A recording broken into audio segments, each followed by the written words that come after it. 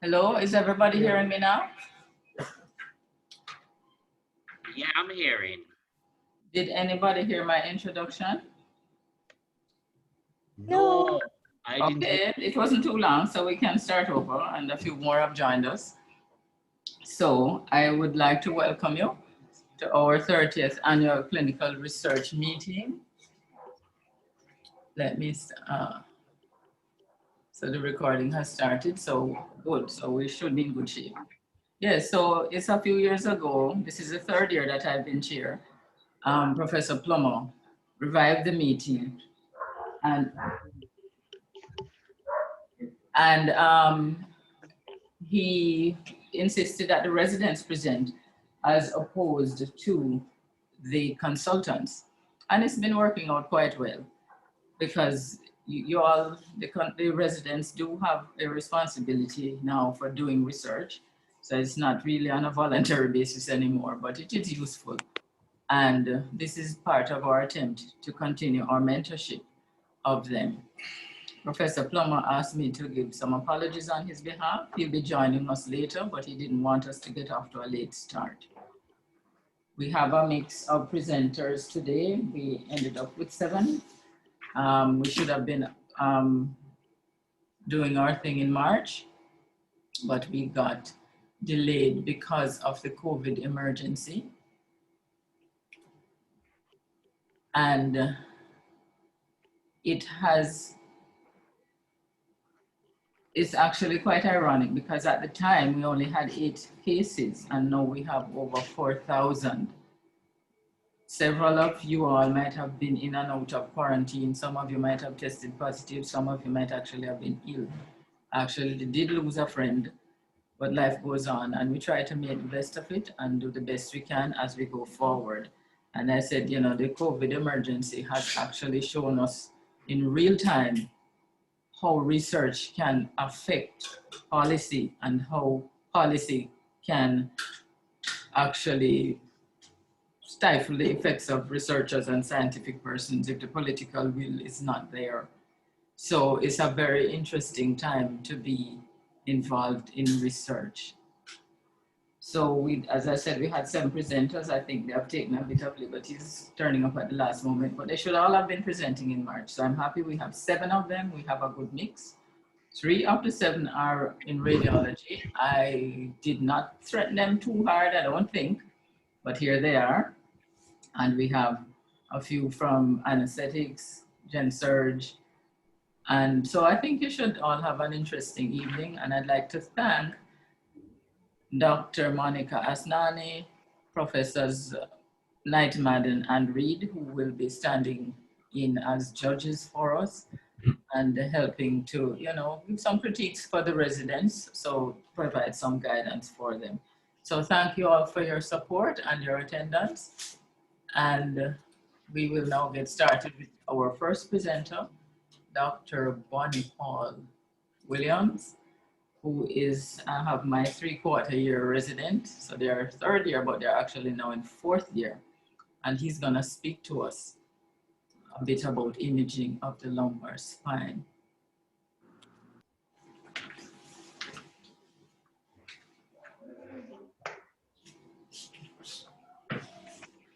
Good afternoon, everyone. Special good afternoon to Dr. Suarez, who has pushed for this research evening despite the challenging times.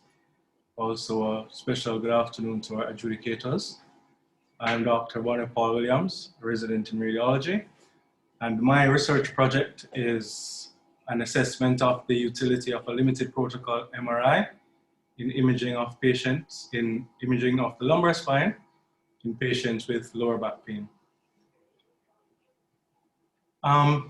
I have entitled this presentation, Less is More, and it is what we aim to explore using this research project to see if we can provide using less resources. My hypothesis, the current MRI lumbar spine protocols for lower back pain contain unnecessary scanning sequences. Background, lower back pain is very important. Vast majority of us would have experienced some form of lower back pain and had imaging for the same. In 2010, the World Health Organization did a study, Global Burden of Disease, which ranks lower back pain amongst the top 10 diseases in the world. It also accounts for the highest number of disability-adjusted life years worldwide. In industrialized countries, it is estimated that the prevalence of lower back pain is 60 to 70% in the adult population. Prevalence peaks between the ages of 35 and 55 years, according to a study done by Hoy et al. This cohort of people would account for the most significant proportion of our workforce. In 2006, a study done by Katz in the USA estimated that the summation of direct and indirect costs in USA is estimated at that time at $100 billion per year. For local situation, the Institute for Health Metrics and Evaluation ranks lower back pain as third on the list of health problems which caused the most disability in Jamaica in 2017. Despite there being other modalities of investigation, such as X-ray, CT, myelography, MRI, magnetic resonance imaging of the lumbar spine has proved to be the most informative, non-invasive, or even invasive study which can be performed in the investigation of lower back pain. For this study, the plan is to do a census of all the MRIs done in 2017 from January to December. 2017 scans were chosen because the radiologists who are participating in the study also work here, but it is very unlikely that they will remember the scan, even if it was reported by them. So that is an attempt to exclude any biases from previous reporting. The exclusion criteria: patients who are known to have malignancies of the lumbar spine are not included. Known to have vertebral compression fractures, nerve-related tumors, post-surgical patients. These patients were not included in this study.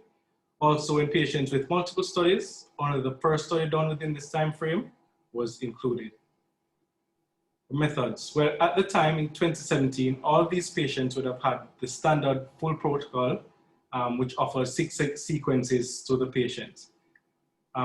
This study, we plan to use 2 sequences, the axial T2 and the sagittal T2, which are both extracted from the previously done full protocol.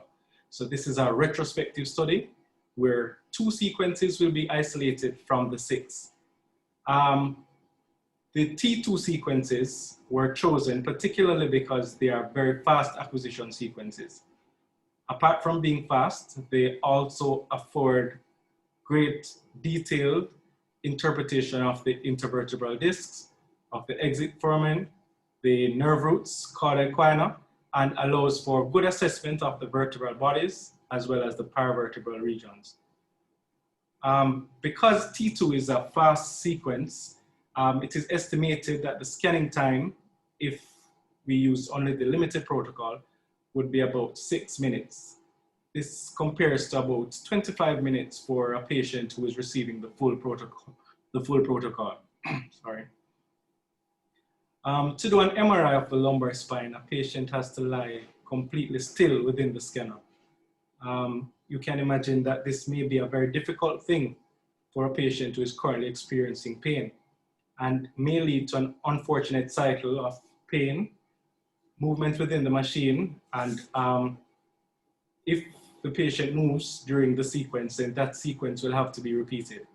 So more time required to scan the patient, which would mean that more pain will have to be tolerated by the patient, which may lead to more movement and an incomplete study done. Sometimes this may even lead to rescheduling of the MRI study. And generally, for some of us who have experienced having an MRI is considered to be very uninviting and inhospitable. This is just a picture of what the sequences, the T2 sequences look like.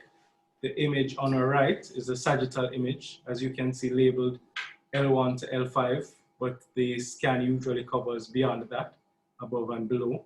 And the image on our left is the axial image at the vertebral level of between L3 and L4, just to give a pictorial description of what it is that we're looking at. The aim is to have 3 consultant radiologists review both data sets. That's the full protocol as well as the limited protocol. The experience level of the radiologists range from about 20 years to 6 years. Both data sets will be read by the same person, but read in different sittings. The full protocol and the limited protocol data will all be blinded and randomized, so that no identifiable information is there to assist the reader to prevent correlation between the data sets. They'll be read using a standardized checkbox table and standardized nomenclature. The definitions and nomenclature used will also be published in the study so that everyone participating will be on the same page. This is an example of the data collection table, as you see here. This one is labeled T12L1 at the disc level. It goes through the pathologies of the disc, the exit foramen, nerve roots, as well as other factors and other pathology that can be reported at this level. So in this study, we intend to look at the disc levels from T12 to L1. If we were to do 100 patients at 6 discs per patient, then 600 discs would be assessed, over 600 vertebral bodies reviewed, 1,200 exit foramen and 1,200 exit nerve roots. This would allow us to compare the sensitivity for disc disease and nerve root compression overall, as well as per disc level. In addition to assessing the disc, we will also be able to assess for vertebral body pathology, facet joint disease, lower spinal cord and cardiac pathology, as well as other incidental findings.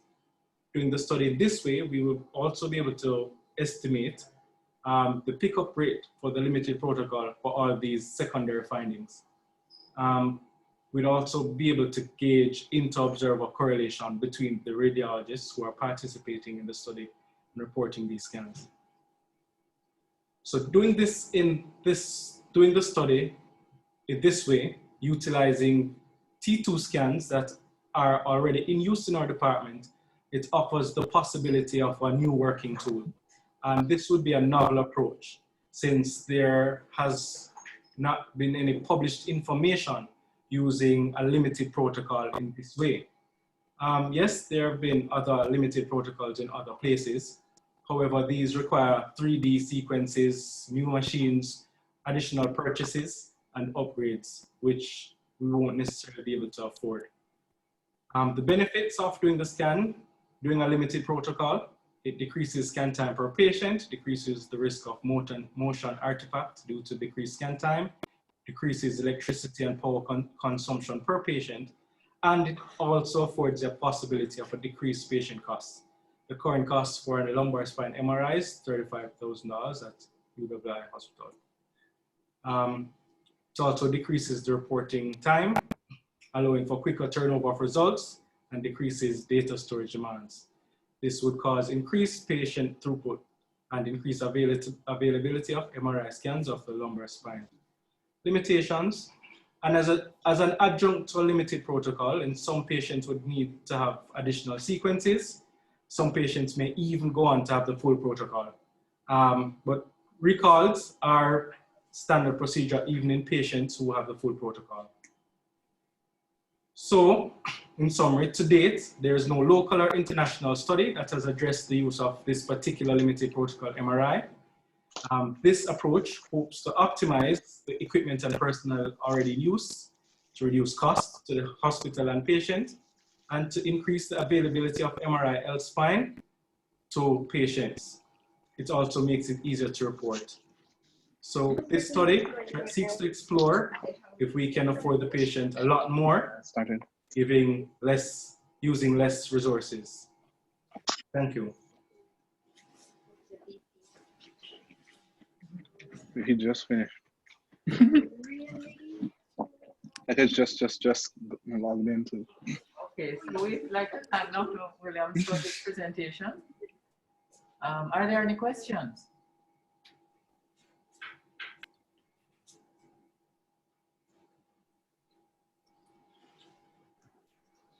Are judges allowed to ask questions?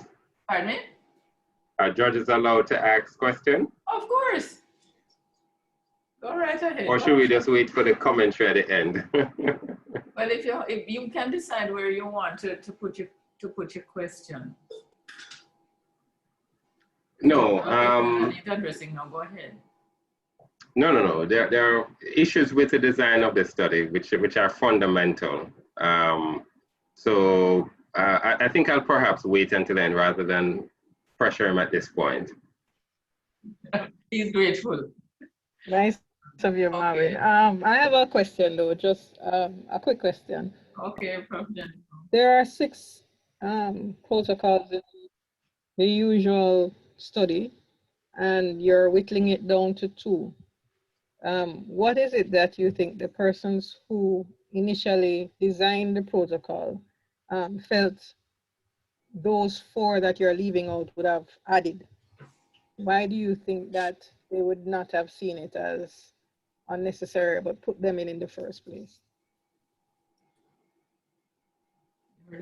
Yes. This protocol was designed as an all-encompassing study to pick up any possible pathology that may be there. Not specifically for our cohort of patients who are presenting primarily with lower back pain. Additionally, anecdotally, it is noted that a lot of the information garnered from the other sequences is also well depicted on the T2 sequences, which means that a lot of the patients will be assessed in a suitable way using only the T2 sequence. But if there is something suspicious there, then the additional sequences will be required. So even using the standard protocol, some patients are called back to have an additional sequence done based on what is seen. So the thinking is that if this proves, the limited sequence proves to be useful, then it could be implemented as a screening tool. So if it is normal, then we accept that the patient is normal, meaning there is no pathology noted. I hope I have addressed the question. Thank you. All right, just a commentary, Dr. Williams. Are you familiar with the STARD guidelines? No, sir. I don't know. Okay. All right. So just for your own use, you need to become familiar with it. All right, sir. All right. Okay. Dr. Suarez. Sure. Hi, this is Monica. Dr. Williams, I enjoyed that. I'm getting an opportunity to learn a lot of things that we don't know about. But other than the questions that professors asked, I just had one comment, and maybe Prof. Reed is going to be coming back to what he was talking about. So you're going to ask radiologists, 3 of them, to look at to mark or tick on your checklist whatever they need to tick. And they are all going to be looking at the full protocol, and then at another sitting, they will look at the limited protocol. You don't think they might know? Well, so all 3 of them are going to be looking at the 100 patients' images? Twice, yes. Twice. And you don't think there would be any recall or so? Well, these scans will be assigned different alphanumeric codes in each batch to prevent correlation. Looking at 100 studies, and having participated in reporting of MRIs as a resident, unless there is a particular distinguishing finding, it is unlikely that they would be able to remember which patient is which scan is which. Okay. And then how do you put together, you said you're going to be looking at the sensitivity and specificity, but you have a number of items that you're actually ticking. So is there one overall or maybe two overall outcomes that you're going to put together? So, I mean, you know, I'm not a radiologist. So when you tick all of those, is there one or two diagnoses? Sorry, was somebody saying something? I'm not sure if somebody's speaking and saying something. I was saying when you have all those ticks, is it that then the radiologist then makes a diagnosis, which is what you're going to be comparing across the two protocols? Yes. The primary goal is to demonstrate or hope or refute that the T2 sequences have a good specificity for a normal study. So it would show its utility as a screening tool. So instead of initially the patient being offered the 6 sequences, they would be offered just 2. And if those 2 are deemed to be normal, then we would accept that this patient has a normal lumbar spine MRI. If there's any pathology seen, if it can be diagnosed there, then that diagnosis will be offered. And if not, then additional sequence is required. So the only outcome that you will then assign. I think in the interest of time, we probably need to move on a little bit. But just to say that there is a, as it says, it's trying to use this for screening. So the outcome that he's looking for is normal versus abnormal. Right, that's all I want to know. So the outcome is just normal versus. And then of course you would be comparing with the reports on the full studies. Right. Okay, my last quick question is, would they see the short protocol first before the long protocol, just as a matter of order? No, the intention is to mix it, is to give long and short to help. I think I agree with her, because maybe doing the short one first might be less memorable than doing the long one. So maybe that is a consideration. All right.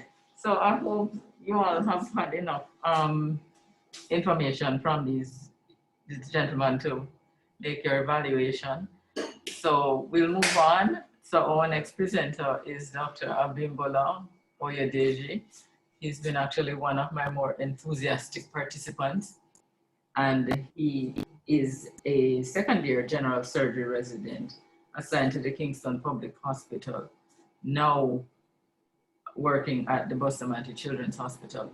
And he's gonna be talking to us about chest tubes and management issues.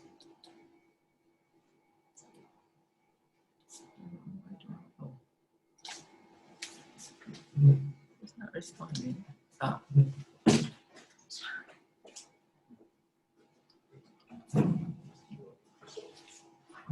Good afternoon to Dr. Suarez, good afternoon to the faculty, and good afternoon to everyone that has joined us today.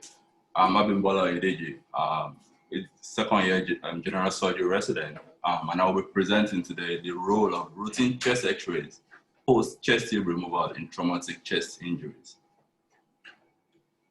Of note, routine chest x-rays is the standard, following chest tube removal is the standard practice at the Kingston Public Hospital. And this is similar to what obtains in many other institutions. And this is despite no established guidelines to support this. The hypothesis, majority of patients with traumatic pneumo or pneumothoraces do not need chest x-rays performed routinely post chest tube removal. A study by Goodman et al. In 2010, which was a retrospective study on a patient population of about 324, stated the selective omission of chest x-ray following chest tube removal in less severely injured, non-ventilated patients does not adversely affect outcomes or increase the reintervention rates.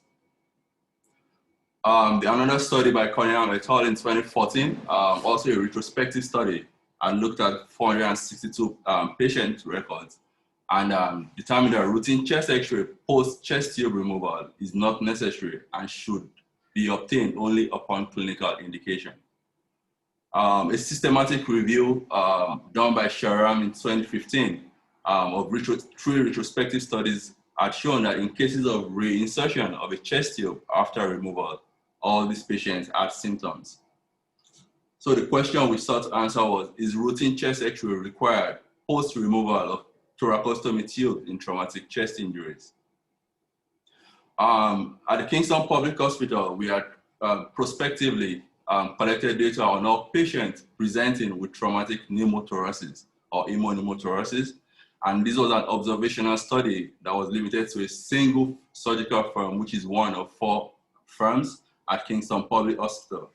And this was done over a period of 10 months, this from March to December 2019.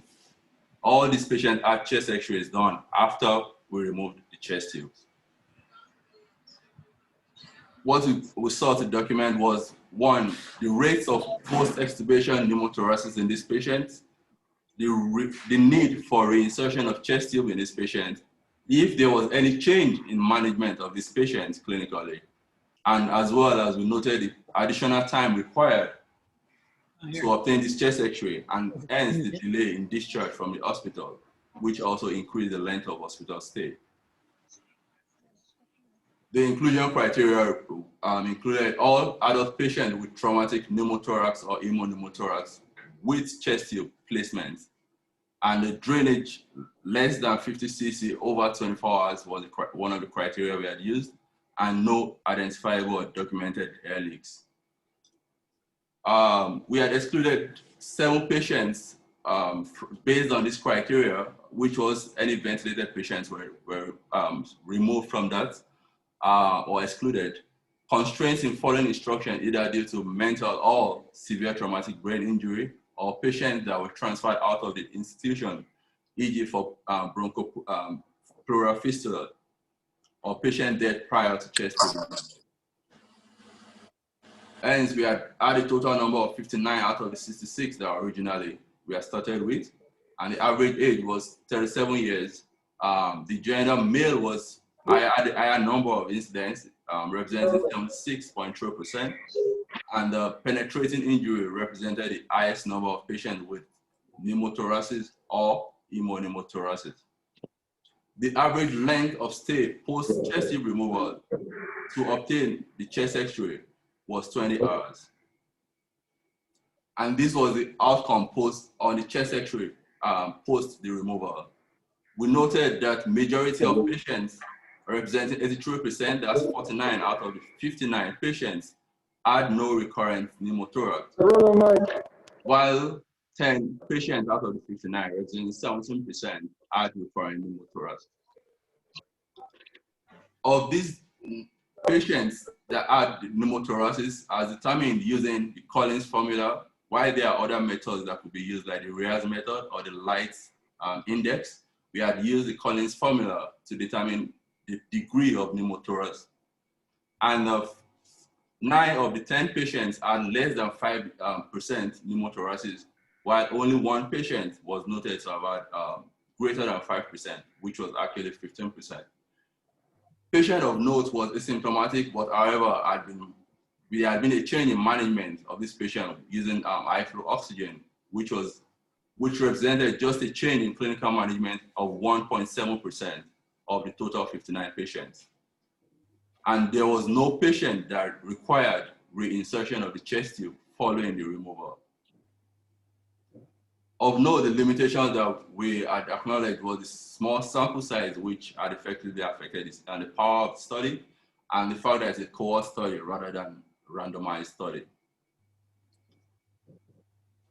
In conclusion, the practice of routinely requesting chest X-ray after removal of chest tube does not seem justified in conditions provided that the indications for removal are sound, and the indications are both clinical and radiographical evidence of lung re-expansion. The clinical would include clinical examination as well as drainage less than 50 cc over 24 hours, and no air leaks identified. And the radiographical evidence was using an erect chest X-ray and showing full lung expansion, as well as the technique of removal is thorough. Once there's no breach and the patient can follow the instruction and there's no identified breach in the technique, this were the criteria. And in this patient, we thought this patient were not deemed necessary to have needed routine chest X-rays. Of note, in centers where observation was chosen for asymptomatic patient post-chest tube removal, the average observation time was 4 hours, and these patients can be discharged. This is in contrast to the 20 hours on the average for some of our patients, which effectively increase their length of stay. Thus, the individual significance is the increased length of stay and the delay in the return to the daily function of these patients. The cumulative time these patients spend in the hospital increases the cost to the in terms of on-hospital resources, as well as increase the burden on the hospital resources, as well as being a high volume, high turnover center at the Kingston Public Hospital. Sometimes you do have admissions just waiting to occupy this bed space, hence increasing the demand and strain on the system. Thank you. For my references, persons, Dr. Spence and Dr. Benz. Any questions, please?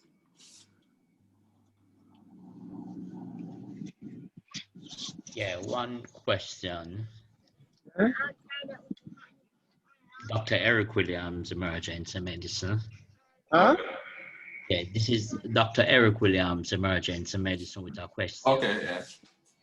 Well, first of all, Amelia, look at all of these cars. Most of the cars do not look fancy. I don't care if people are laughing. That's not important.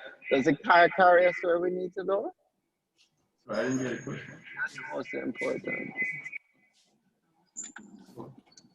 If you're not asking a question, could I ask you to mute your mic?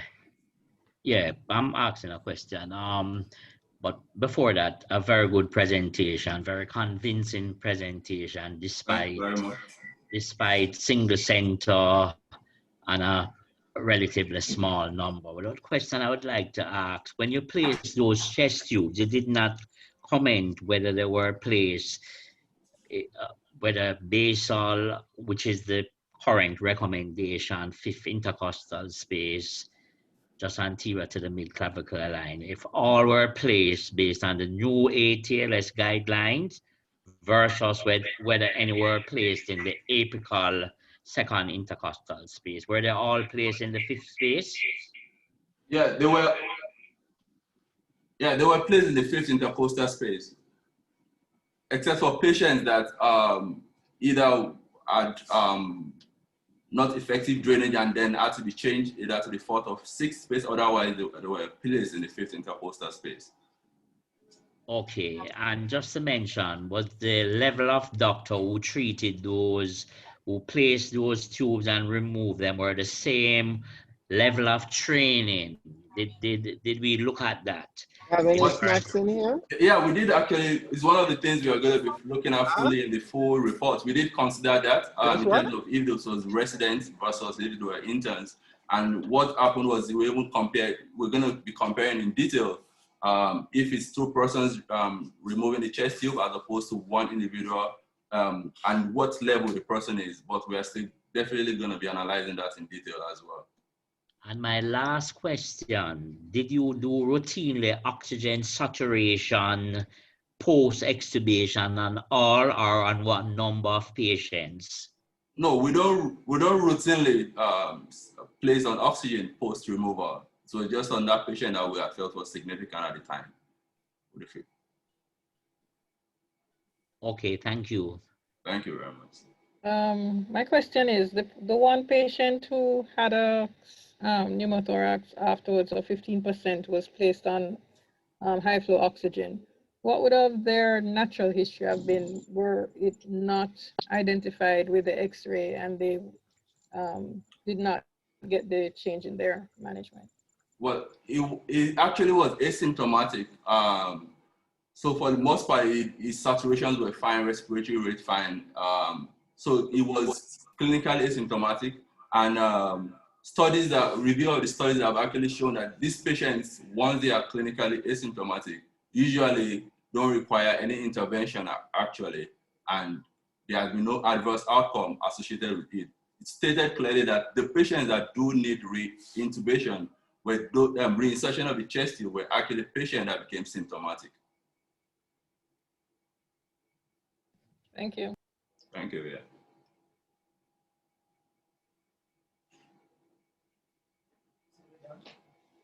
Okay, thank you. Dr. Suarez will be taking over shortly. Okay, thank you, Abimbola. Thank you.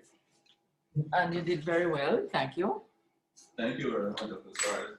Okay, so we will have our next presenter being Dr. Javon Leslie. He's a third-year resident, well, another three-quarter one. So they actually just started final year in radiology. And he will be talking about something that at least one of our judges has a pet interest in, or used to have a pet interest in. And that is the subject of hepatic steatosis. Javon, are you able to share your screen? It's disabled at the moment. It says host disabled attendee screen sharing. Actually, let's just go with this because maybe it's gonna get too confusing if we try. So right. No problem. I'll advance for you. Okay. All right, good afternoon. I'm Dr. Javon Leslie, fourth year radiology resident, sorry. I will be presenting to you today our research topic of the reporting of hepatic steatosis at the University Hospital of the West Indies. As soon as, next slide, Dr. Soares. Sorry about that. Right. So hepatic steatosis is infiltration of the liver cells with fat. It is associated with a disturbance of metabolism. We are concerned about this topic specifically because it is thought of as a benign disease. However, it is associated with disturbances of metabolism, and frequently those are underappreciated. The focus for us is on non-alcoholic fatty liver disease. We find that most patients with an alcoholic association are well taken care of in terms of their care and follow-up. And so we'll be focusing on the non-alcoholic persons. The prevalence, there is no local data that I was able to find. However, global estimates range between 6.3 and 33%, which is quite sizable. As an example, in our neighbor to the north, it was found that 46% of patients in a primary care setting were found to have non-alcoholic fatty liver disease when the managing physicians actually screened them to have a look for it.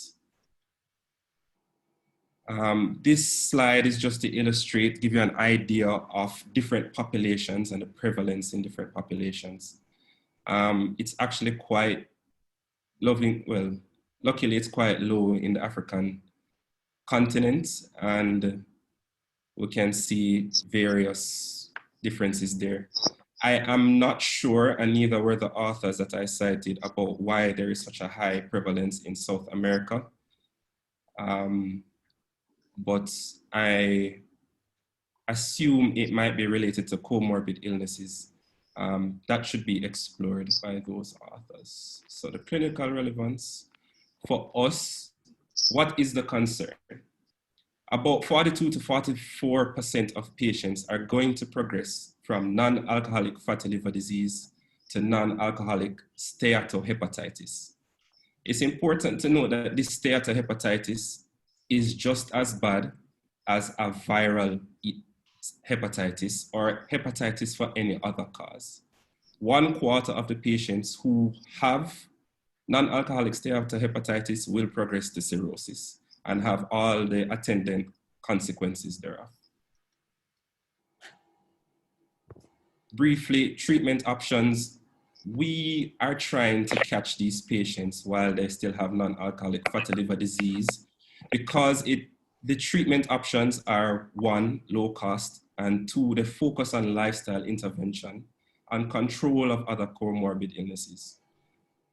So we can have a significant impact in reducing the numbers of these patients, this with minimal intervention that is low cost and reasonably easily achievable.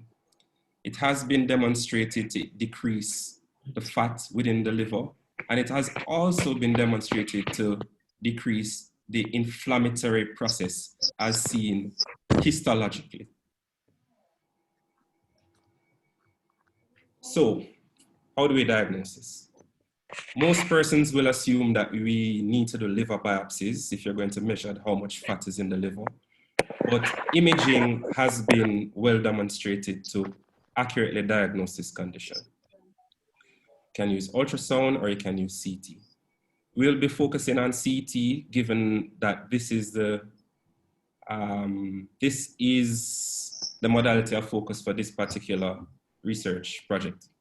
I've listed several authors here, starting from 2007, coming up all the way up to 2019, who have demonstrated density relationships between the liver and the amount of fat seen histologically on liver biopsy samples, most recent being in 2019.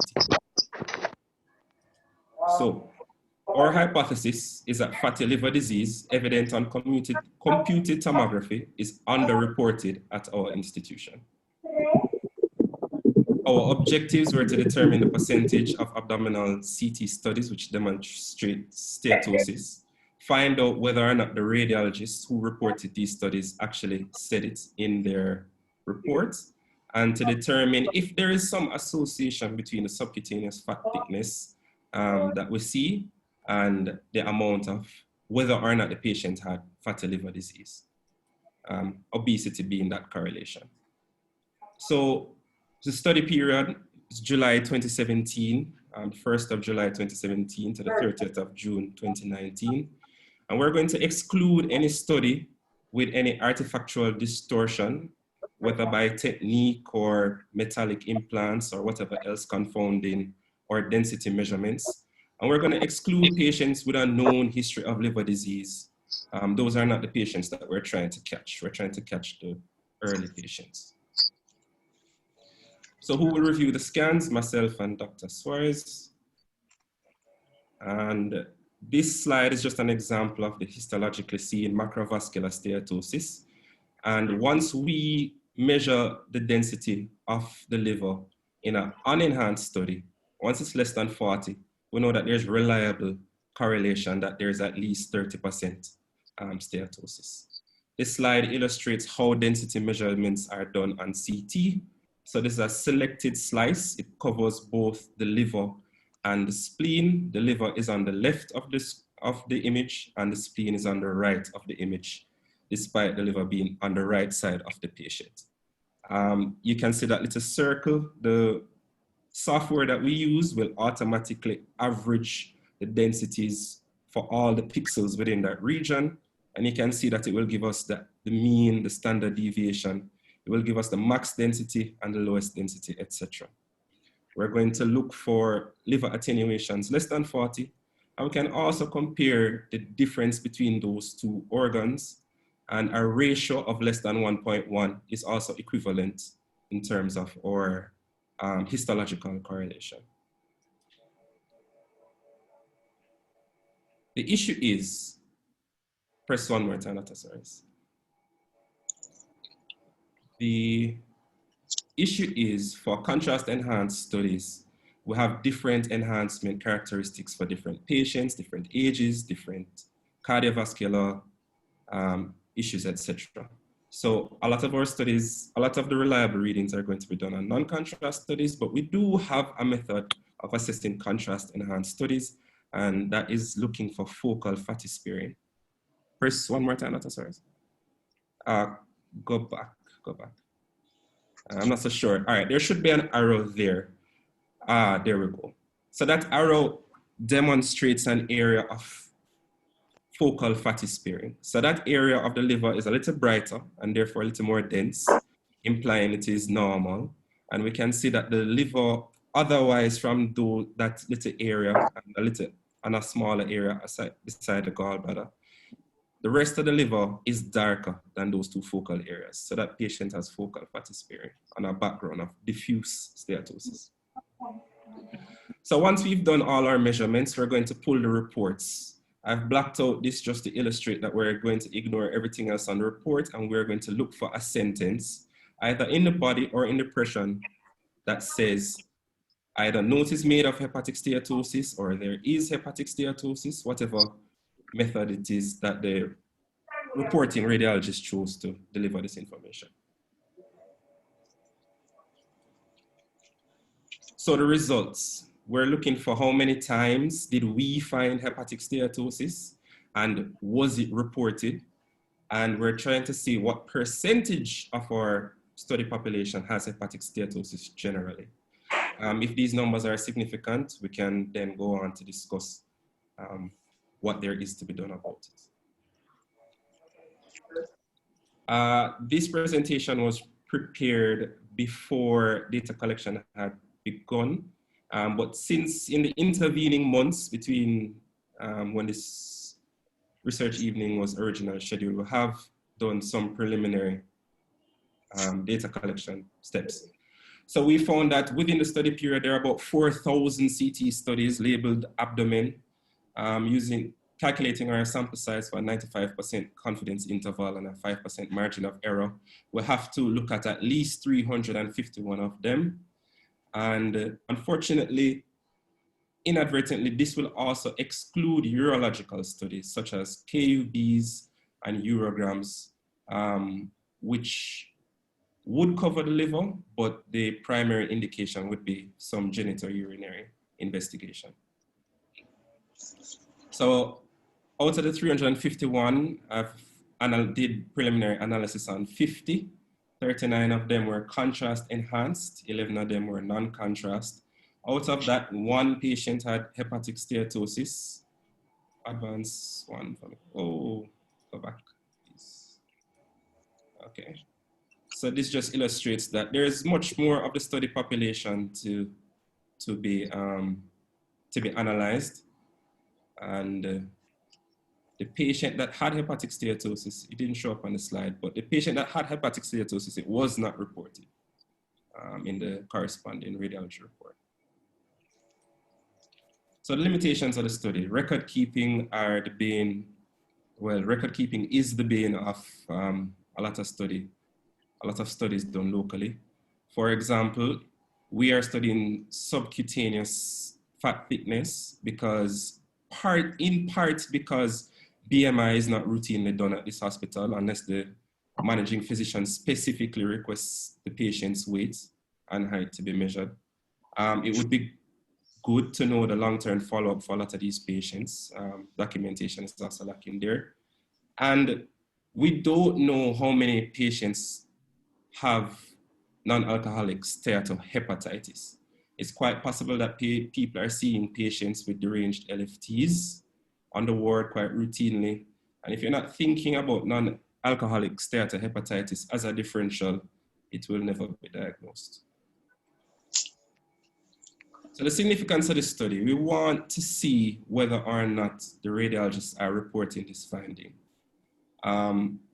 Part of the process of trying to address these patients early on is for us who have access to the data to present it to the clinicians. The goal there is so that we can find these patients early, and then primary prevention methods can be instituted, or secondary prevention methods if the patients are have demonstrable steatosis, but are not yet symptomatic.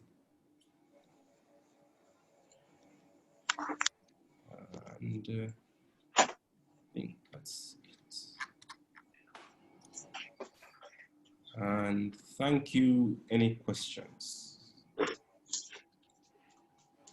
Thanks, Dr. Leslie, for a very interesting presentation. And I think Prof. Reed has a special interest, or used to, in fatty liver, but he's still a nutritionist. After all else fails, he's still a nutritionist. So you might find this one particularly interesting.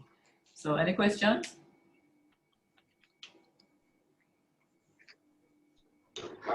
Dr. Leslie? Yes, Prof. All right, I have a few questions for you. Sure. So question number one, did you tell us how you're going to assess subcutaneous fat? Sorry, that was not demonstrated. The measurements will be taken at the umbilicus, and the depth from the epidermis to the muscle layer will be measured. We're going to use the umbilicus as a standard measure because it will be covered on all scans of the abdomen. All right, so that was question number one. Question number two. Slide that's up, Marvin? I'm sorry? Are you seeing the slide that I put up? Yes, yes, yes. Right, so I just put that there to illustrate, so the fat is easily. The second question, young man, relates to use of the liver-spleen ratio. Yes. You didn't tell us if you're going to use that, and if so, what were going to be your landmarks? The liver-spleen ratio is going to be a comparison of the density of the two organs. The landmarks will be at the level of the hepatic veins where they join the IVC. Usually you can see the spleen at that level.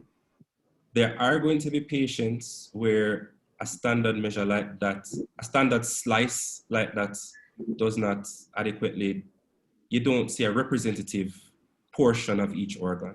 In those instances, we will have to find representative portions away from vessels or other confounding structures and do averages. Okay, so you're taking it from you said the capsule? No. So if you look at the image that's being displayed now, you will see this is a good representation. You can see the IVC and both the right and left lobes of the liver. The good thing about this is the ideal type of slice that we'd be looking for, where we have good representative hepatic parenchyma as well as splenic parenchyma. And we can avoid vessels which would confound our measurements because the density of the fluid would throw us off for both the hepatic veins and the splenic vessels as well. Yes, but the point I'm making is that if you move that circle across the liver, you're going to get different Huntsville number. So what is going to be your marker? The marker is essentially that confluence of veins where the hepatic veins come into the IVC. It's going to be either at that level or a few slices either above or below. I understand the concern because you're asking about the different variabilities in terms of if I sample the thing and get a number, get one kind of number, and if I sample the left lobe, for example, and get a very different reading. From the reason why I am not particularly concerned about that is that most patients will usually have homogeneous parenchyma. The difference in densities is going to be less than 5 or 10% in my experience. The only thing that would really be a significant confounder is the presence of calcifications or masses, etc. But those are not the patients that we're trying to study. Those patients would be excluded given our criteria. All right, I won't belabor the point.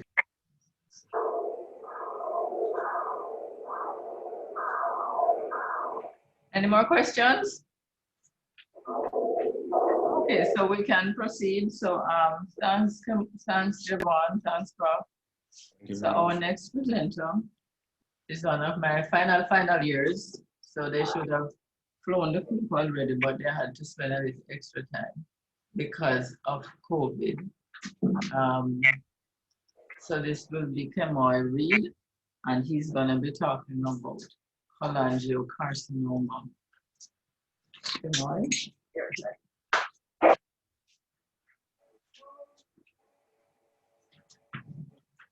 Good afternoon, everyone. Thank you for this opportunity to present on my topic, epidemiology of CT-detected biliary duct dilatation at UWI with a focus on cholangiocarcinoma. My name is Dr. Reed. I'm a fourth-year resident in radiology. So this study really bore from a weekly hepatobiliary meeting between radiology and general surgery, where we perceived an increase in the number of hepatobiliary pathologies. And the concern in these meetings is that these patients seem to reside in southern and western parishes of Jamaica. The incidence of biliary duct dilatation is about 5 people per 1,000 in the United States, with cholelithiasis being the most common etiological factor. Specifically as it relates to cholangiocarcinoma, it accounts for about less than 1% of all cancers and about 10 to 15% of primary hepatic malignancies. About 5,000 new cases are diagnosed in the United States per year, with a worldwide average age of presentation of about 50 years. Can also note that in the United States and Canada, most cholangiocarcinomas are diagnosed by about 65 years and rarely before the patient becomes 40 years. This map demonstrates the incidence of cholangiocarcinoma throughout the world.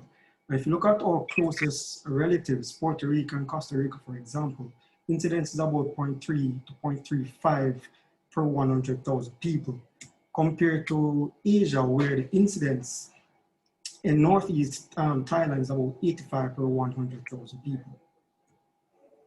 This map demonstrates the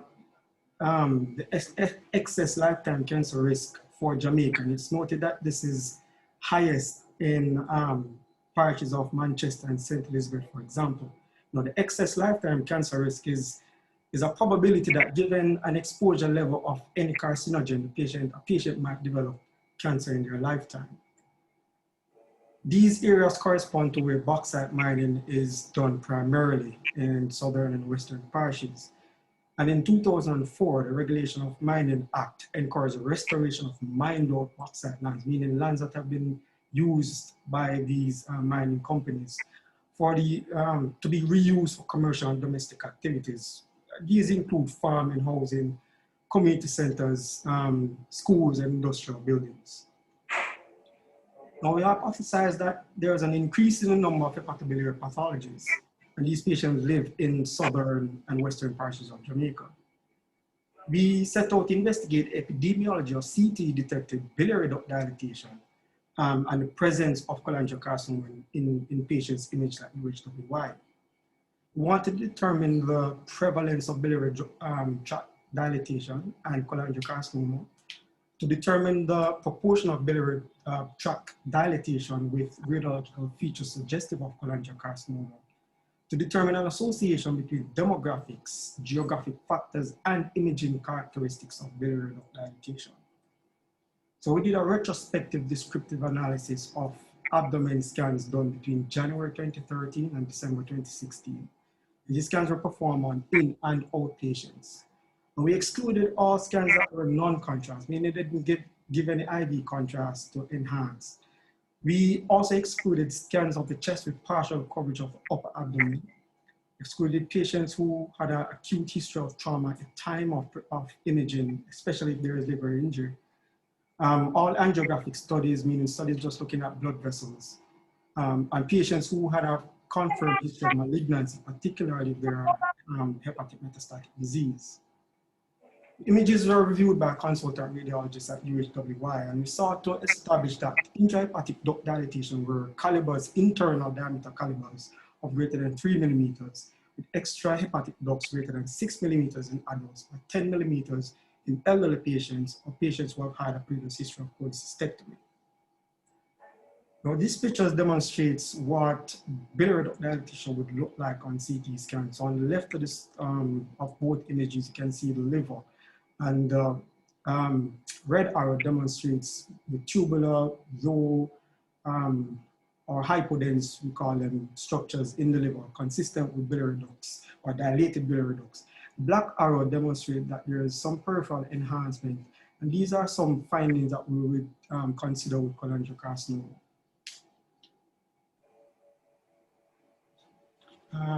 Sorry. The pathological correlation was done using information gathered from the Department of Pathology. Patient demographics were retrieved from the hospital information system, and we started to stratify places of residence based on the county. We were careful to include only one patient per scan, and we came up with a sample of 2,619 patients.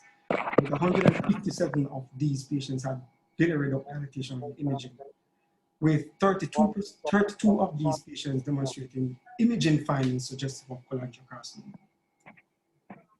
Overall, we had a mean age of about 50.9 years, with most of our patients being female and most patients living in the county of Surrey. When we stratified the data according to presence or absence of biliary duct dilatation, what we found is that patients who had biliary duct dilatation was about 13 years older than patients who did not. And this represented a significant difference. We also found that there's a greater than expected proportion of subjects or patients who had biliary duct dilatation who were found to live in Middlesex. When we stratified according to gender, we found that jaundice, duct caliber, and presumed etiology of duct dilatation were the highest association with biliary duct dilatation. From univariate analyses, we found that the potential risk factors, potential predictors for duct dilatation were age, county of residence, and presence of jaundice. And what we found is that for each year increase in age, there was a 4% increase in the odds of having duct dilatation. And that jaundice actually represents a 35 or 36-fold increase in the odds of having duct dilatation.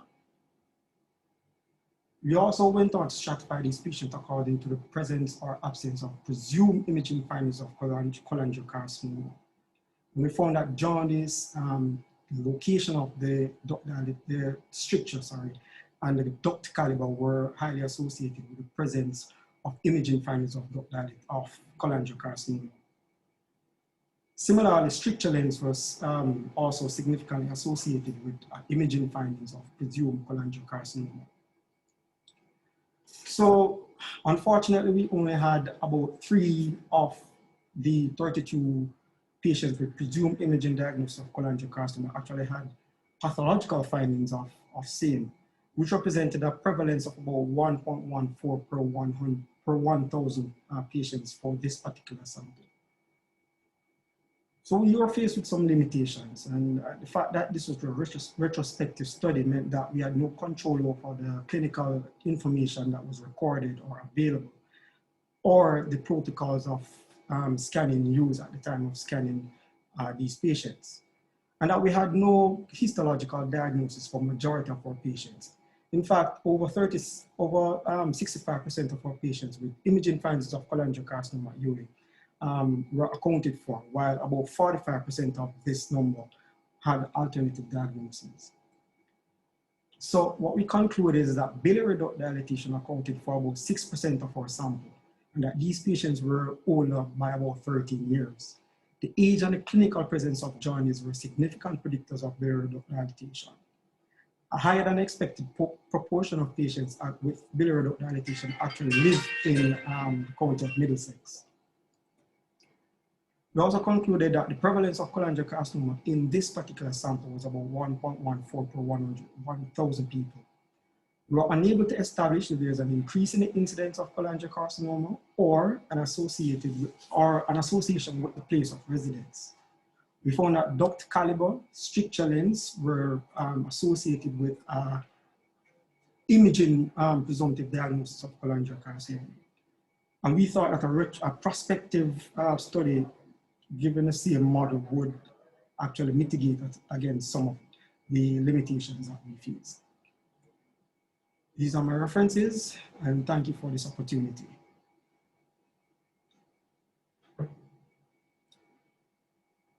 I'm happy to answer any questions if there's any.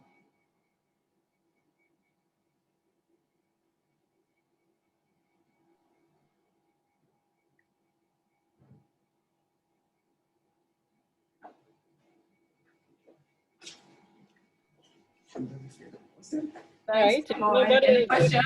No, hang on. We need to have at least one question. Why do you think that the biopsy rate was so low, given that you had such a number of people with radiologically presumed diagnosis? And is the diagnosis that you are making now the same as was made at the time by the radiologists who reviewed it in real time? Right. So first thing is that we don't really know what the biopsy rate is, simply because the information was just not available. We only found only a small quantity of actual patients who would have had biopsies or surgery. We actually found only a small percentage of the reports. And as I said, majority of them had well, not majority, but about 45% of those patients had alternative diagnoses, and we couldn't account for 65%. The studies the studies with biliary duct dilatation were reviewed by a consultant radiologist with a fairly experienced person, and I did blind them to the report of the study, and the majority of the cases, the diagnoses were similar.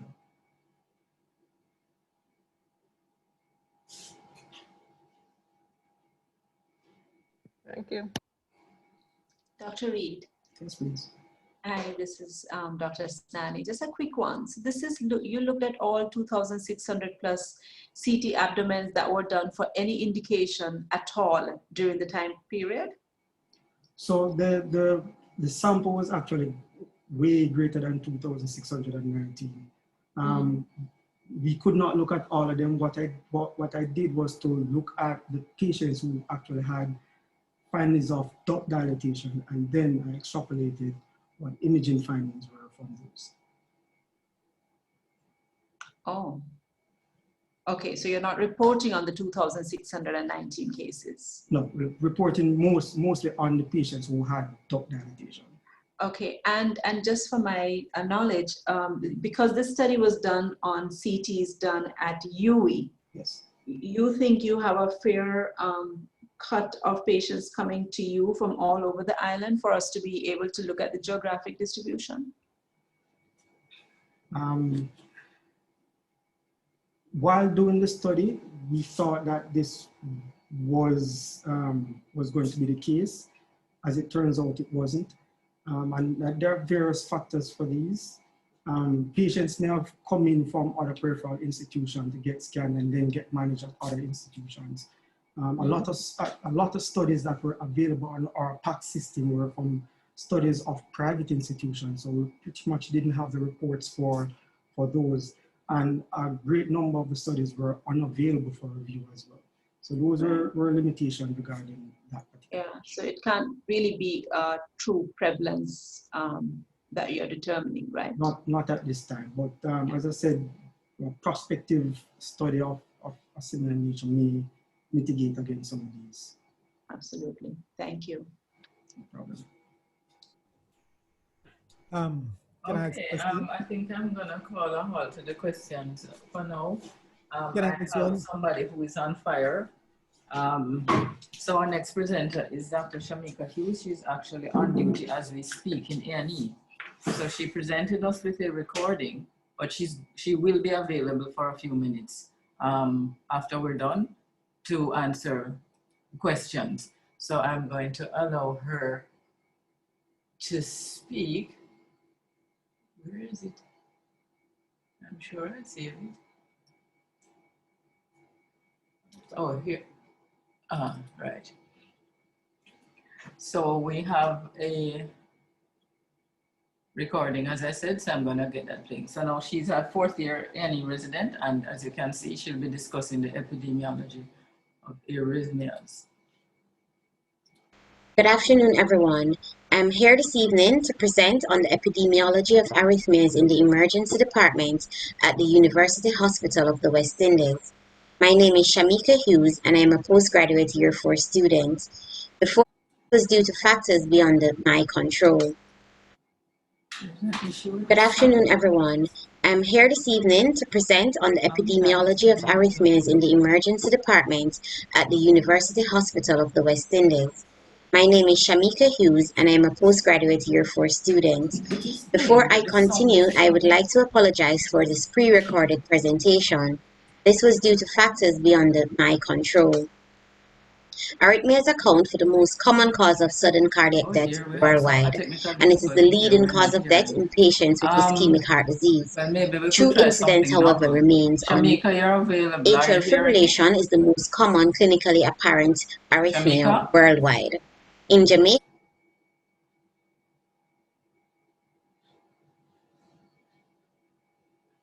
Shamika, are you hearing me? Yes, Dr. Suarez, I'm here. The video was playing. Okay. Yeah, but we're not hearing it, so you're gonna have to narrate. All right? No, we were hearing. You're hearing it? Yes. Oh, I'm not hearing anything. So I apologize for that break in transmission. Our machine here is really annoying. So I'm very happy you're hearing it. So I'll just start you over and let you get. Oh, no need to start over. She can just continue. Well, I put it back to 0. Sorry. Don't laugh. We're not as salubrious as certain parties. We have what left? good afternoon, everyone. I'm here this evening to present on the epidemiology of arrhythmias in the emergency department at the University Hospital of the West Indies. My name is Shamika Hughes, and I am a postgraduate year 4 student. Before I continue,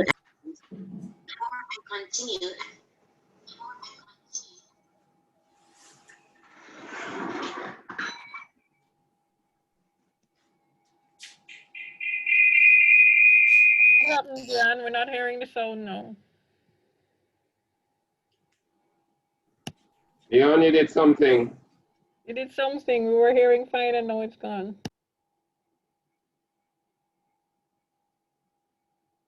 Did you pause it?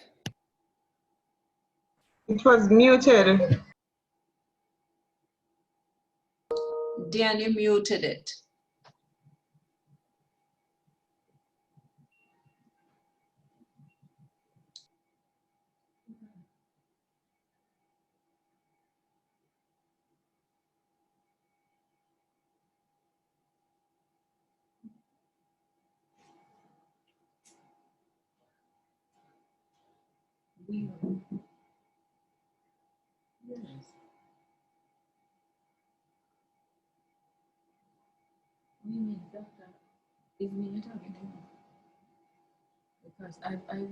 to document the number of cases of cardiac arrhythmia and the epidemiological factors surrounding their presentation to the emergency department at the UHWI. The objectives were as follows. 1. To conduct a survey of the occurrence of arrhythmias in the adult population presenting for treatment in the emergency department. 2. To identify the most common arrhythmia in patients presenting to the emergency department. And 3. To investigate the underlying predisposing epidemiological factors, if any, accounting for these presentations. The inclusion criteria were 1. Any patient 18 years and older presenting to the emergency department of the UHWI were found to have an arrhythmia identified on a cardiac monitor and or confirmed with a 12-lead ECG. Any patient 18 years and older not previously treated with a pro-arrhythmogenic agent develops an arrhythmia while being treated in the emergency department. The exclusion criteria were as follows. 1. Any patient who develops an arrhythmia post-cardiac arrest or after the commencement of resuscitation. 2. Patients presenting to the department already being resuscitated post-cardiac arrest. 3. Patients found to have sinus tachycardia, sinus bradycardia, or a sinus arrhythmia on ECG. Patients under the age of 18 years and patients with indwelling intracardiac devices. This was a single-center observational cohort study. Data collection spanned 9 months from August 1st, 2018 to April 31st, 2019. Patients over the age of 18 years presenting to the ED were enrolled after having a 12-lead ECG done with confirmation of an arrhythmia by the ED consultant on duty or the senior resident. Informed consent was then obtained and information was collected via questionnaire. The questionnaire was administered by a medical personnel not directly involved in the patient's care. Final disposition and treatment modality received in the emergency department was also documented by the consented personnel on the questionnaire. The data was then sanitized, coded, and analyzed using SPSS version 20.1. This table shows the demographic information of the patients presented to the emergency department. There was a total of 172 patients enrolled in this study. Of this number, 59.3% of them were female. The mean age at presentation was 68.5 years. 51.2% of these patients had a previous underlying heart condition, and 42.4% of the patients presented required acute intervention in the emergency department. It was noted that 84.9% of the patients who presented were on medication or over-the-counter supplements. The graph on the left depicts the major categorization of patients presenting with arrhythmias in the emergency department. Tachyarrhythmias accounted for 84.89% and bradyarrhythmias accounted for 15.1%.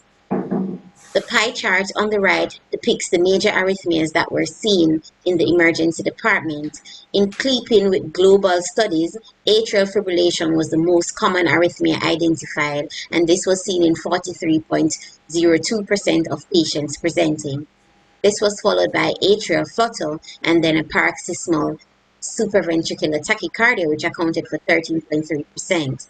Of the bradyarrhythmias, complete heart block was seen in 8.14%, and this was the most common rhythm of the bradyarrhythmias. For the gender distribution of the presenting arrhythmias, the female to male ratio for atrial fibrillation was found to be 1.8 to 1%. Females also had SVT more commonly than their male counterparts. However, male patients were found to have more ventricular tachycardia and atrial flutter when compared to their female counterparts.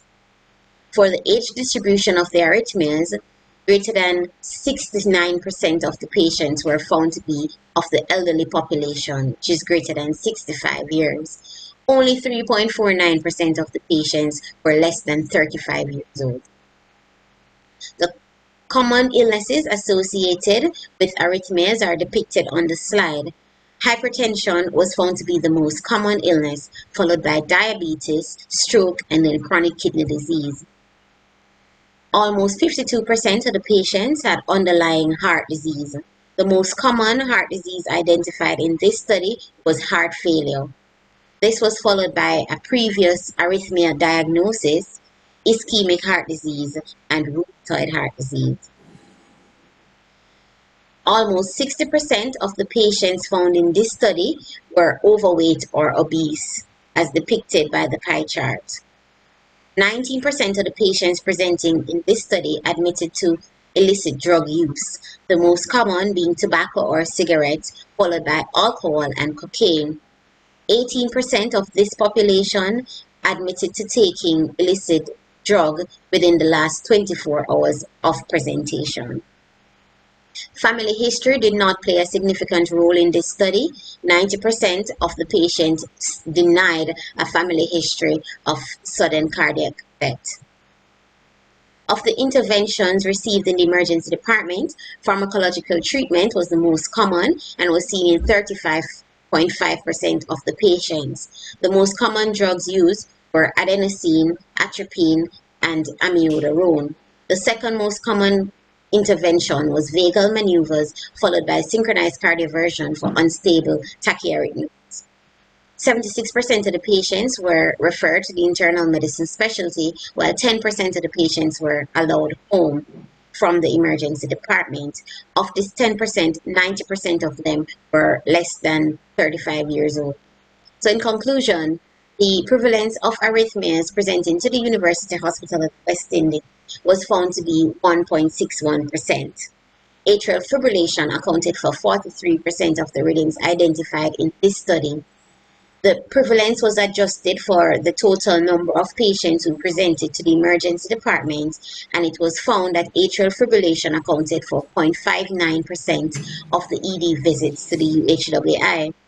The female to male ratio was 1.8 to 1%, and blacks was the most common ethnicity seen. The mean age of presentation was 68.5%. However, the presence of paroxysmal SVT was independent of age group in this study. This means that SVT was seen equally among the different age categorization. Over 80% of patients presented with a bradyarrhythmia were over the age of 65.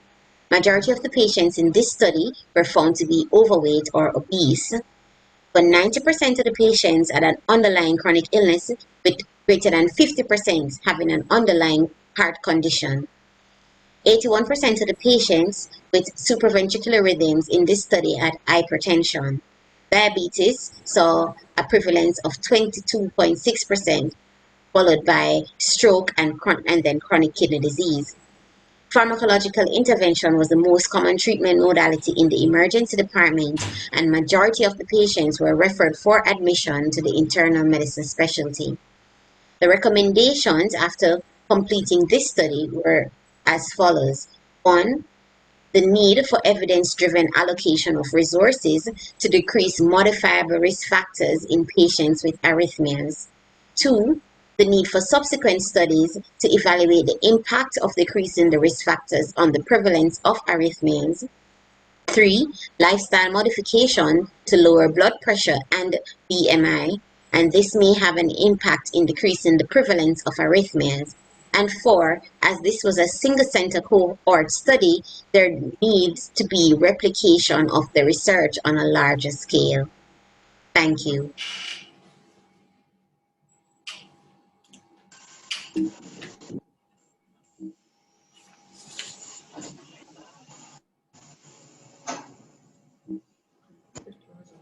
Any questions?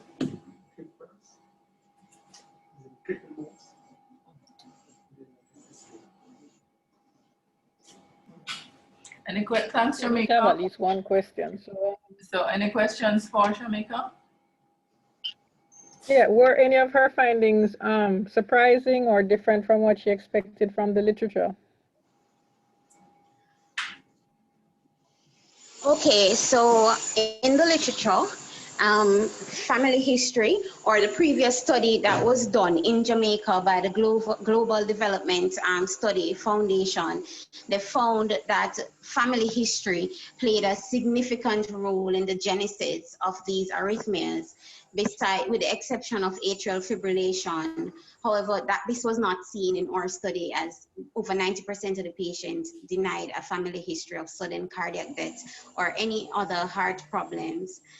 In terms of atrial fibrillation, that was in keeping with global standards, as well as the association with elevated BMI and the genesis of arrhythmias. These were also in keeping with global studies that were previously conducted.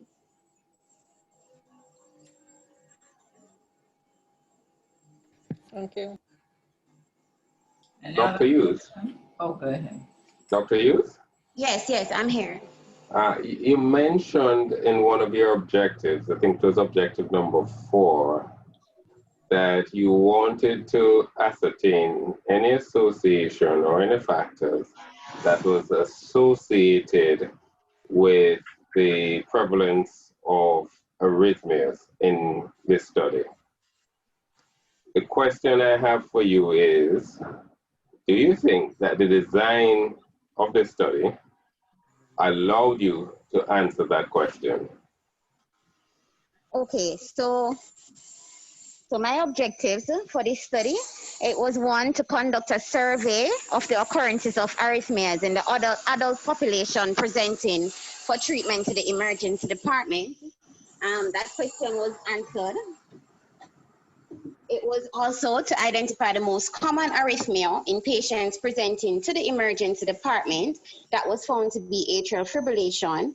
And the third objective was to investigate the underlying predisposing epidemiological factors, if any, which accounted for these presentations. And based on this study, it was found that an underlying chronic medical condition was a significant factor, as 93% of the patients in this study had an underlying health condition. It also revealed that over 50% of the patients had an underlying heart condition. The study further revealed that BMI played a significant role as well. So the objectives for the study, there were 3 of them, and I would say that the objectives were met for the most part. Suppose I was to put it to you that objective 3 could not be met in this study.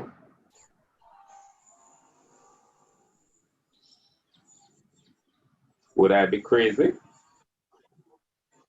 No, I don't think so. I think you're crazy. I don't think so.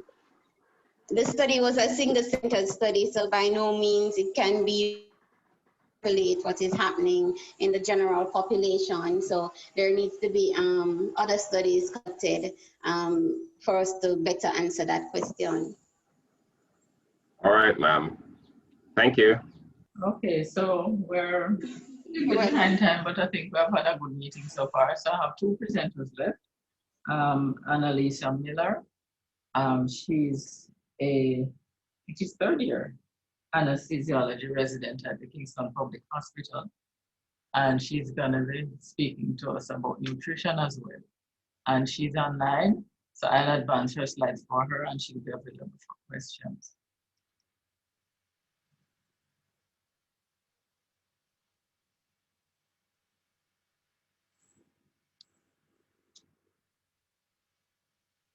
Annalisa? Hi, sorry. Your time. Okay, I'm coming. Okay, good afternoon. I am Dr. Annalisa Miller. Thank you for having me. I apologize for the attire. I'm currently on call. As Dr. Suarez said, Public Hospital, and my faculty advisor is Dr. Marina Scarlett from the Department of Anesthesia and Intensive Care from the University Health Hospital of the West Indies.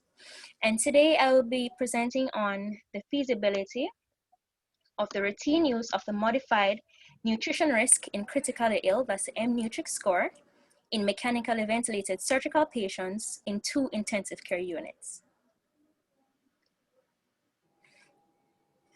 Studies by Shepata et al. And Charles et al. Have shown that malnourished patients have negative clinical outcomes, including an increased risk of morbidity and mortality. In the study by Shepata et al., 439 patients were studied, and in this study it was found that 42.5% of these patients had a high Nutri-score and were at increased risk of malnutrition. The infection rate as well was much higher in these patients, being 39% versus 22% in patients who were well nourished. Malnutrition, not yet. Right. The study by Charles et al. Also revealed very similar findings in terms of the mortality risk and also the risk of infections in patients who were malnourished versus those who were well nourished. In ICU patients, it should be noted that malnutrition is a function not only of their pre-existing nutritional status, but also based on the severity of their illness. In a study by Calcivan et al., it showed that malnutrition rates may vary between 39 and 50%. And in patients who were discharged from the ICU, the 30-day readmission rate may be as high as 12%, and within 6 months post-discharge from the ICU, the mortality rate can be as high as 12%. In the 90 days post-discharge, the mortality risk can also be as high as 15% in those patients with malnutrition. The nutrition risk in critically ill score was developed by Haaland et al. And was developed in order to evaluate the nutrition risk in mechanically ventilated patients in the intensive care units. It measures 6 variables, one of which includes interleukin-6 levels, but these are not measured routinely. And as a consequence of this, the modified nutrition risk in critically ill score was subsequently formulated.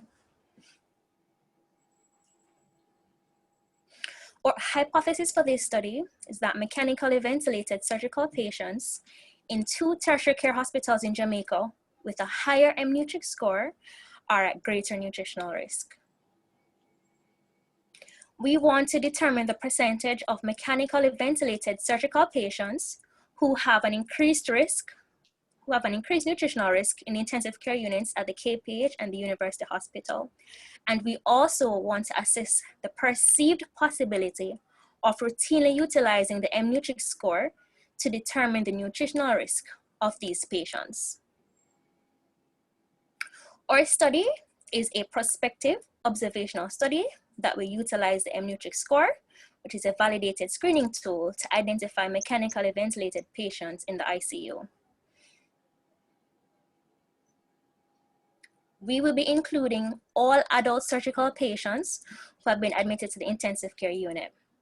And we will be excluding patients who are younger than 18 years old, non-surgical patients, as well as pregnant or lactating women. Now, in our study, it's twofold. So we want to assess those patients who are at increased risk of malnutrition, i.e. those patients with a high M-Nutric score. But we also want to assess the feasibility of routinely utilizing the scoring system in our ICUs, given the day-to-day hustle and bustle of our ICUs. So on one hand, we'll be obtaining informed consent from the relatives of the patients. And once consent has been obtained,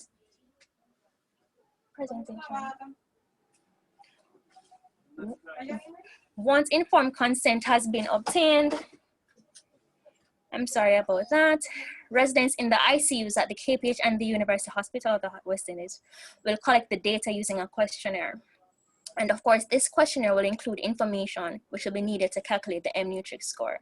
To assess the feasibility, we'll be also having data collection from healthcare workers, meaning both nurses and the physicians working in the ICUs, to assess their knowledge of the score before the study commenced, and also to assess the perceived limitations of the scoring system and the feasibility of its routine use.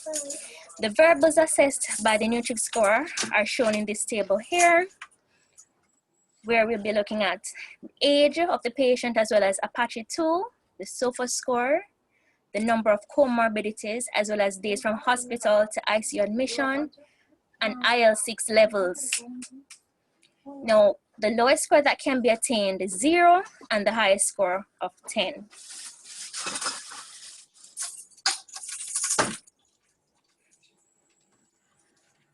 Scores between 6 and 10 are denoted as a high score, and these scores are associated with worse clinical outcomes, being measured by mortality and ventilation. And these patients are said to be the most likely to benefit from aggressive nutritional therapy.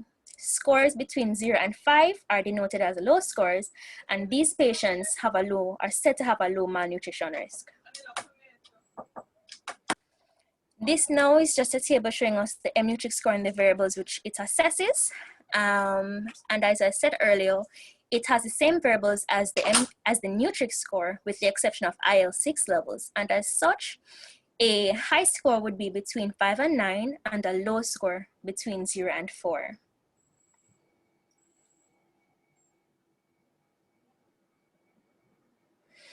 The American Society for Parenteral and Enteral Nutrition have defined nutrition screening as a process to identify an individual who is malnourished or who is at risk for malnutrition, to determine if a detailed nutrition assessment is indicated.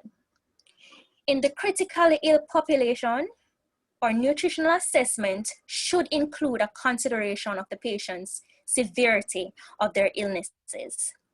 In these patients as well, scoring systems should therefore incorporate variables which will consider the metabolic state of the patients as well as their disease severity. Scoring systems which exist, which evaluate for this, include the Nutritional Scoring 2002 and the Nutrix score. The NRS 2002 was developed from an analysis of controlled trials, and it essentially identifies patients' risks by assessing their recent dietary intake, their weight loss, as well as severity of disease and their age. While the NRS 2002 is stated to have good predictive validity in hospitalized patients, its usefulness, however, in the critical ill population is limited. And as a consequence, the Nutrix score and M-Nutrix scores may be more appropriate in the critically ill population in comparison to the NRS 2002 because they were established by evaluating critically ill patients. And it is also difficult to ascertain information regarding weight change as well as recent food intake from ICU patients, given that many times these patients are often sedated to tolerate being intubated and may not be able to provide this information. The ICUs at these hospitals do not routinely utilize the M-Nutrix score to assess the nutritional risk of patients. And using the M-Nutrix score, patients who are at high nutritional risk can be identified as early as possible so that intense nutritional interventions can be implemented. Scoring systems do exist, which assess for malnutrition, but as stated earlier, in the critically ill population, their usefulness is limited because of the recent dietary intake, weight loss or weight changes rather, which may not be able to be provided by the patients in the ICUs. Our study can then be used to evaluate if there's a correlation between the ventilator days as well as ICU stay and the M-Nutrix score. The information obtained from our study can also serve as the foundation for other studies which can evaluate the patient outcomes with nutritional interventions. In addition, with early identification of these patients who are said to be at increased nutritional risk, and we implement more intensive and more tailored nutritional strategies for these patients, their outcomes may also be improved. Those are my references. Thank you. Thanks, Annalisa. Any questions for Annalisa? Hi, Annalisa. How are you doing? I'm all right. You? I'm hanging in there.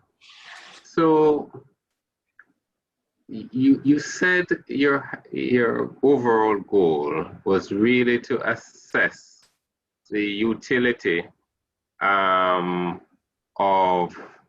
this scoring system in assessing nutritional risk.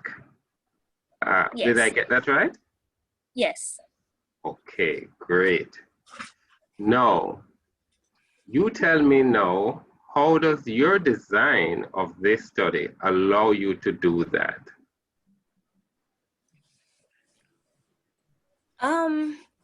So essentially, we're utilizing the M-Nutrix score. Yes, I got that point. You're going to assess them, you're going to measure that number, so you get a number. Right. Okay?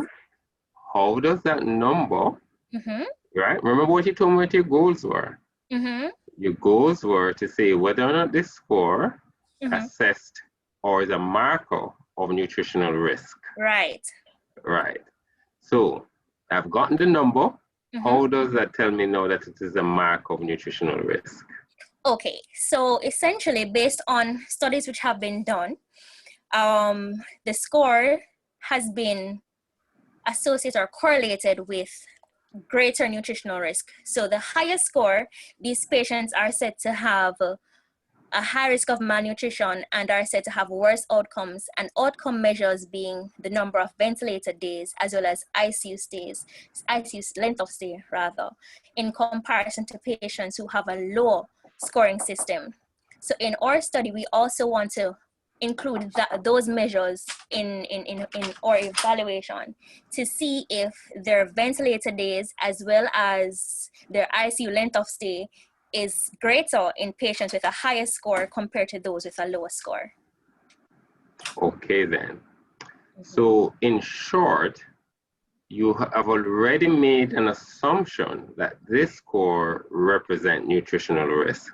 Right. And what in fact you're proposing to do is to see whether or not this score is associated with adverse ICU outcome. Right, right.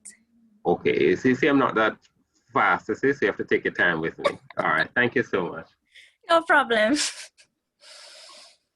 Dr. Miller. Hello. Hi, this is Dr. Esnani.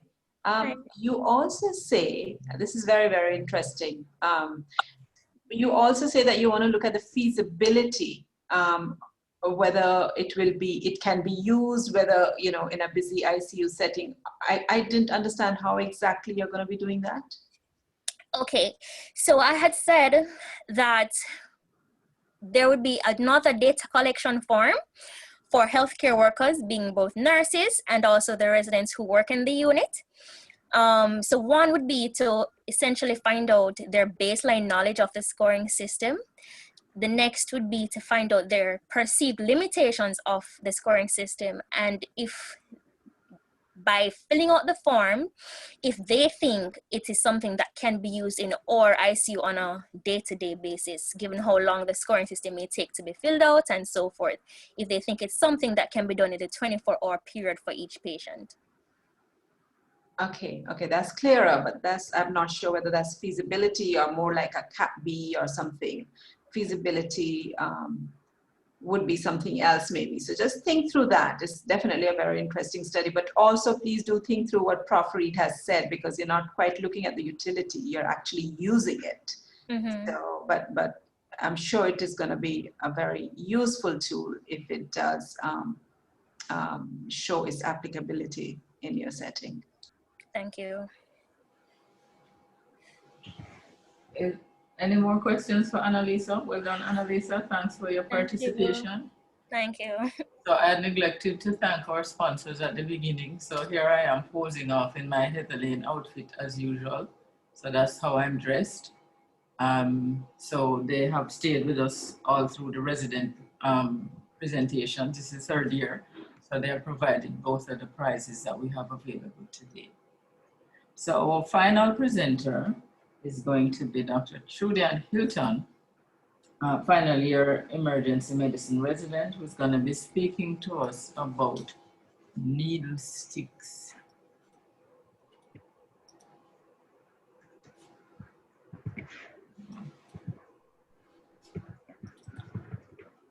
She's right here with us, waiting on me to make myself useful.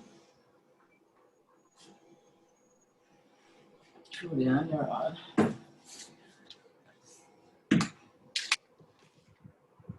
Good afternoon, everyone.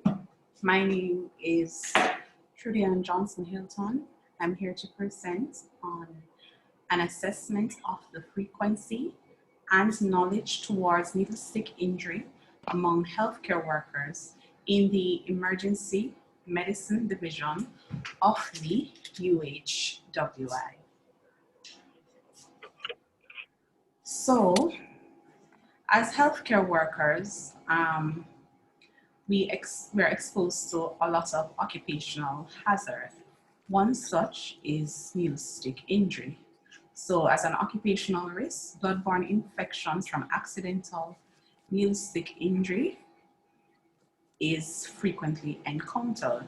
So globally, the disease burden was published in the American Journal of Industrial Medicine in 2005, and they found that globally, hepatitis C rates was 16,000, hepatitis B was 66,000, and HIV was lowest at 1,000, right?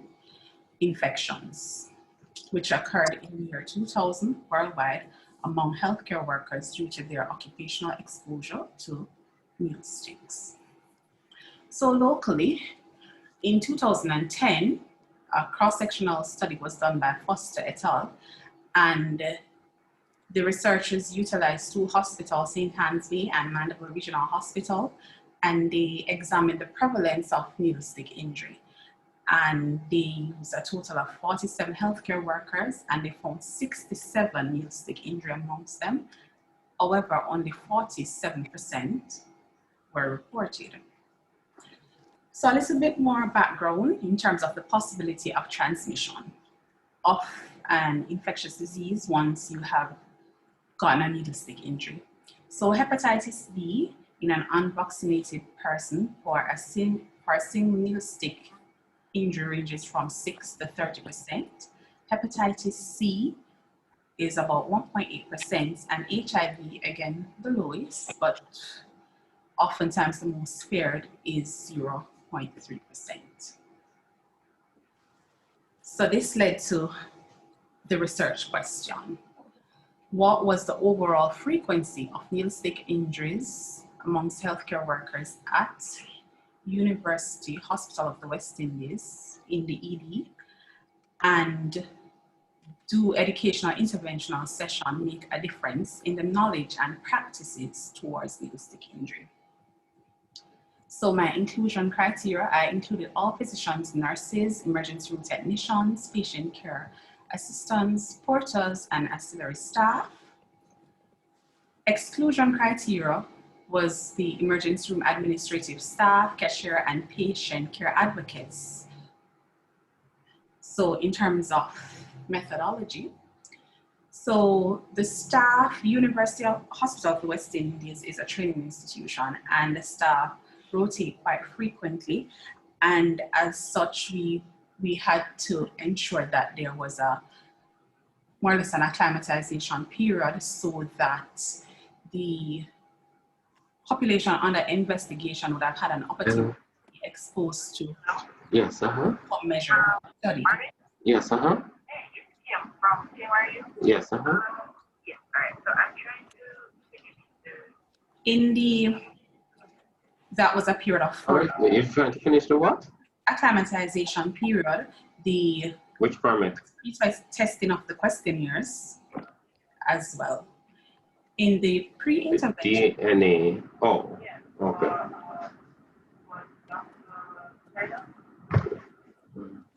Prof, could you mute your mic, please?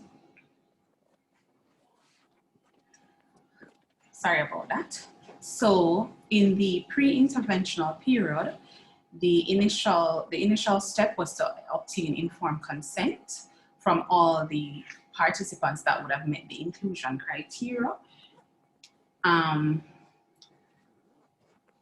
as well as to administer the pre-intervention questionnaire. Then there was the interventional or training period. I will speak a little bit more on that in the upcoming slide, and then a post-interventional questionnaire was administered at the end. So the interventional period was a 20-minute lecture, consisted of a 20-minute lecture that spoke to the risk factors of needle stick injury prevention and adherence to proper protocol once you have received a needle stick injury. A single occupational health consultant, Dr. Eastmas, performed the training. There were 3 such training sessions simply to provide everybody with an opportunity to attend. The participants were required to attend only one, but could have attended as many as they'd like. The same material was presented in all 3 training sessions. So our findings. So 135 staff members met the inclusion criteria. However, consent was given from 131, 4 decided not to, and 128 was analyzed in the data. 3 were excluded because of insufficient response to the questionnaire, right? And in terms of the training session, although all the participants was invited, only 57 attended and 71 did not. So that's a bit of background. So in terms of the demographics of the participants, the majority was female, 82%, 17% were male. Doctors accounted for 29% of the study population. CERT-CN, or emergency trained nurses, was 20.3, registered nurses was 22.7, ancillary staff was 14.7%, ERTs was 9.4. The other category accounted for 3.9. All of those participants in the other category were phlebotomists, right? So hepatitis B immunization, in terms of their status, this was how many of them were immunized. The rate was fairly high, 89.1%, 4.7% was not, and 7.3% was unsure of their immunization status. So this bar graph goes on to show the hepatitis immunization rates among the healthcare workers in the various categories. The phlebotomist and the RN at 100% immunization rate. Doctors was 97.4, emergency trained nurses was 96.2, and the ERTs was 83.3. The ancillary staff had the lowest immunization rate at 44.4%. So moving on, the lifetime experience of healthcare workers with needle stick injury. Prior to the intervention, there was 38 in total that experienced needle stick injury, and the majority of those were doctors, 57.9%. Registered nurses was 10.5%, and RN was 10.5%. Ancillary staff, 10.5, ERT 7.9, and phlebotomist 2.6. Majority of persons that had a needle stick injury experienced only one, and gloves were worn the majority of the time during this exposure at 54.3%.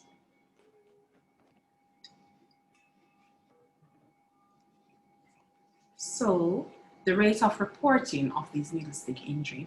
Now, despite the fact that the doctors had the majority of the needle stick injury, they had the lowest reporting rate at 40.9%. The nurses were very good at 100% each, so was the phlebotomist and the ERT, and the ancillary staff had a 50% reporting rate. So in terms of the bar chart of knowledge of disease transmission, comparing pre and post intervention period. So at the top you'll see N equal 57, because in the comparative data, we could have only compared the persons that attended the training session, which was 57. So everyone was aware that disease could be transmitted by needle stick injury. Hepatitis B, pre-intervention, the knowledge that hepatitis, could be transmitted was lower as opposed to post-intervention period. HIV also went up, and at the end it seemed like the rate of transmission of syphilis was actually went down. So in terms of comparing the 1 month pre-intervention, the number of needle stick, to 1 month post the interventional training session, in the month pre-intervention, the total number of needle stick injury was 6, and post it was 5. So not much of a difference, and there was no statistical significance. In terms of the mechanism of needle stick injury, the majority obtained needle stick injury during a procedure. This didn't change. In terms of incident reporting, of the number of persons that reported the incidents pre-intervention, it was 4 out of 6 and 3 out of 5 post-intervention. In terms of the contributing factors, fatigue, lack of assistance and rush were the categories used, and in the emergency room pre-intervention, most people had said rush. Post-intervention, it was thought to be fatigue. In terms of instruction to attend medical follow-up once you have gotten an accidental needle stick injury, pre-intervention, the population said they hadn't received any, whereas after two persons stated that they did, and all the persons that were instructed to get medical follow-up actually attended. So In terms of overall, the overall frequency of needle stick injury was in the healthcare workers at UHWI in the emergency room was found to be 29.7%, with doctors being the majority, but with the overall lowest rates of reporting. In terms of the impact of the educational session, there was inconsistency in the improvement of knowledge and no clear impact towards the practice of how persons dealt with the needle stick injury after they received it. So in terms of limitations of the study, so because of the defined timeline of a month post and a month pre, the questionnaires would ask the volunteers about specific date, and so this would lead to a possibility of recall bias. Right? The healthcare worker, so the outcome measure that was being looked at was needle stick injury, and overall it proved to be an infrequent occurrence, and so a longer study period would have been beneficial to see a better outcome, right? And the interventional training session, so the attendance was sparse, and as such a significant proportion of the study participants were excluded from the comparative data analysis. Hence, this precludes extrapolation of the results obtained to the entire population under investigation. So in terms of future research, so this research serves to highlight the rates of underreporting among the staff who sustain needle stick injury, particularly the doctors and the ancillary staff. And so it led to us thinking that it would be useful to have follow-up study in the future to clarify the reasons for underreporting so that this may be addressed. These are my reference, and I'd like to acknowledge the University of the West Indies Research and Publication Graduates Awards for funding of this study, the principal investigator, Dr. Jane Williams Johnson, who is also my academic advisor and mentor, co-investigator, Dr. Paige Robinson, lecturer in infectious disease, and Dr. Sharon E. Smiles for conducting all the training sessions. She's a consultant in occupational health at our institution. Thank you for listening, and any questions?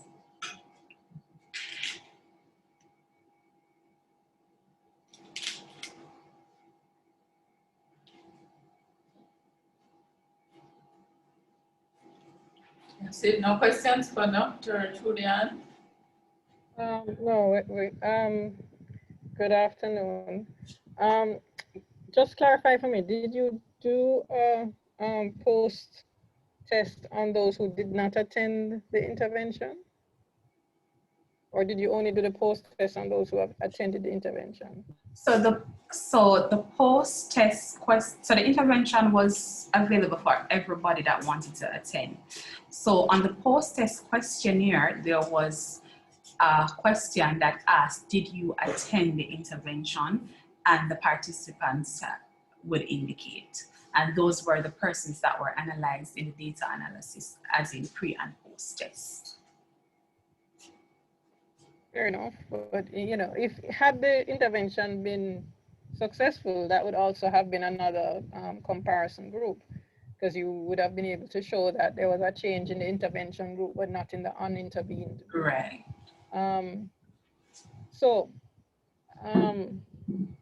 What are your thoughts about possible alternative interventions? This one didn't seem to work. So have you any thoughts about what sort of an intervention may in fact work? So this as the research shows, it was a trend towards that the educational intervention did not make a difference in our study population. However, upon reviewing the literature that exists, dual approach in terms of implementation of safety device, as well as the educational session, was thought to be best in terms of reduction in the number of needle stick injuries. After this presentation, in fact, we have now introduced a few safety devices. A lot of our needles that we use now actually have safety on them in the ED.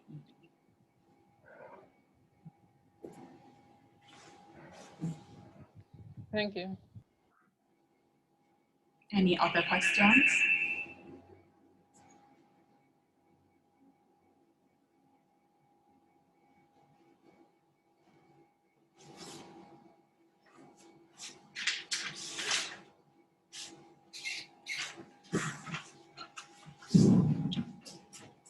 Thank you.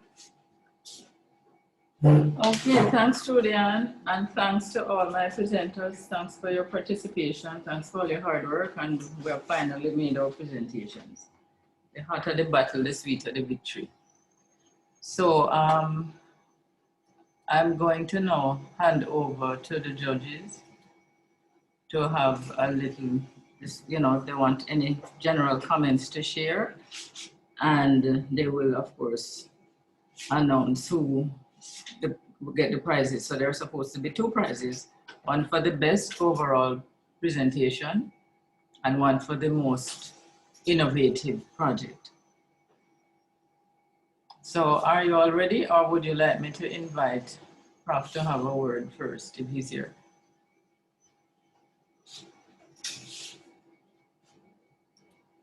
What would you like us to do? Is it that you want us to give us some broad general commentary first? Do you have any to make? I mean, if you don't, that's fine too, but if you have any general comments, you're all, we'd be happy to hear.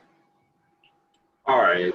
All right, so the context is that these are all residents in training and therefore not very experienced researchers. So that's accepted. However, a fairly frequent finding in the presentations today is that their study design does not really match up to their hypothesis and objective. So in quite a few of them, they have made statements in their hypothesis and in their objectives which cannot be met in the study design that they are employing. I could give you some examples. So for example, in Dr. Williams' presentation, the truth be told is that what he's actually doing is a method comparison experiment. So he's comparing a limited protocol to a gold standard protocol, which is a full sequence. And therefore, there are certain elements of the design as well as elements of the hypothesis that we would expect to see. The second major research design error that is being made is that, with the exception of Dr. Hilton, everybody else is doing a simple bean counting. Apart from Dr. Hilton and the 2 method comparisons project, everybody else is doing what I call bean counting. What do I mean by that? Bean counting is where you have identified a specific sample, and essentially all you're doing is counting or measuring some characteristic of that sample. Now, whenever it is that you're doing bean counting, it is difficult for you to describe fully the so-called epidemiology. Because in order for that to happen, you have to include members who are not part of that sample, meaning the sample doesn't include any persons who may not have the case definition at hand. That's the second major flaw in the proposal, in the proposals that I've listened to this evening. Then there are additional flaws that relate to exactly how you define what measurements that you're taking. So for example, Dr. Leslie, in his presentation about fatty liver, The fact of the matter is, if it is that he's going to be using the liver spin ratio, the challenge he doesn't seem to appreciate is that a ratio magnifies any error in the denominator and the numerator. So the fact of the matter is that even though he may say that he's going to be using an homogeneous, the liver may look homogeneous, any error that is taken in that top number and any error that is in the bottom number is going to magnify the ratio. And therefore, if he plans to use that at any time, he has to standardize it. He has to say where he's going to measure it and so on. So those are, to me, some of the major issues that I have, which are significant issues in the sense that if your design cannot match your hypothesis, then you're really wasting time. Because any conclusion or any results that you get thereafter means nothing.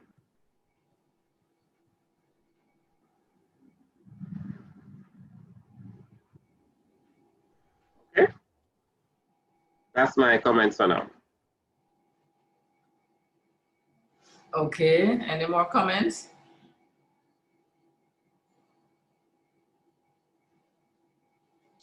I think that, go ahead, Monica. No, let Prof. Nightbatten go first, then I'll go.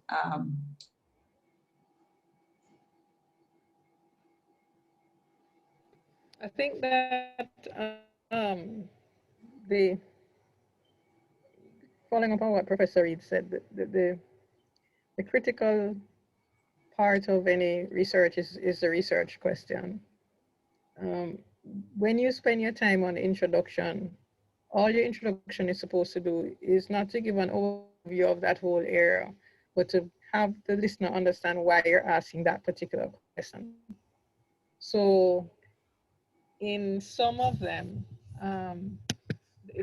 I learned from the introductions, but at the end of it, I wasn't pointed to that particular research question. Professor Reed has already said that the methods must refer back to the research question, and then the discussion says how you have moved the literature forward. So in some of these projects, I wasn't sure whether the question that was being asked hadn't already been proven. So if you say there are several studies that say you can pull out a chest tube without doing an X-ray, and then what is this additionally showing? But I think that in terms of a research project where you're trying to learn the components of research and go through the process of doing a literature review, coming up with a question and executing the project, then these efforts were clearly helpful towards that goal. But I encourage you all to continue to think about doing further research and refining the skills that you have started to get. Thanks, Prof. So, Monica? Yes, Marvin, hold on. I'm just going to say something. Hi, Diane. We were just trying to create a group so we could talk together. Yeah, I think the two professors have said it.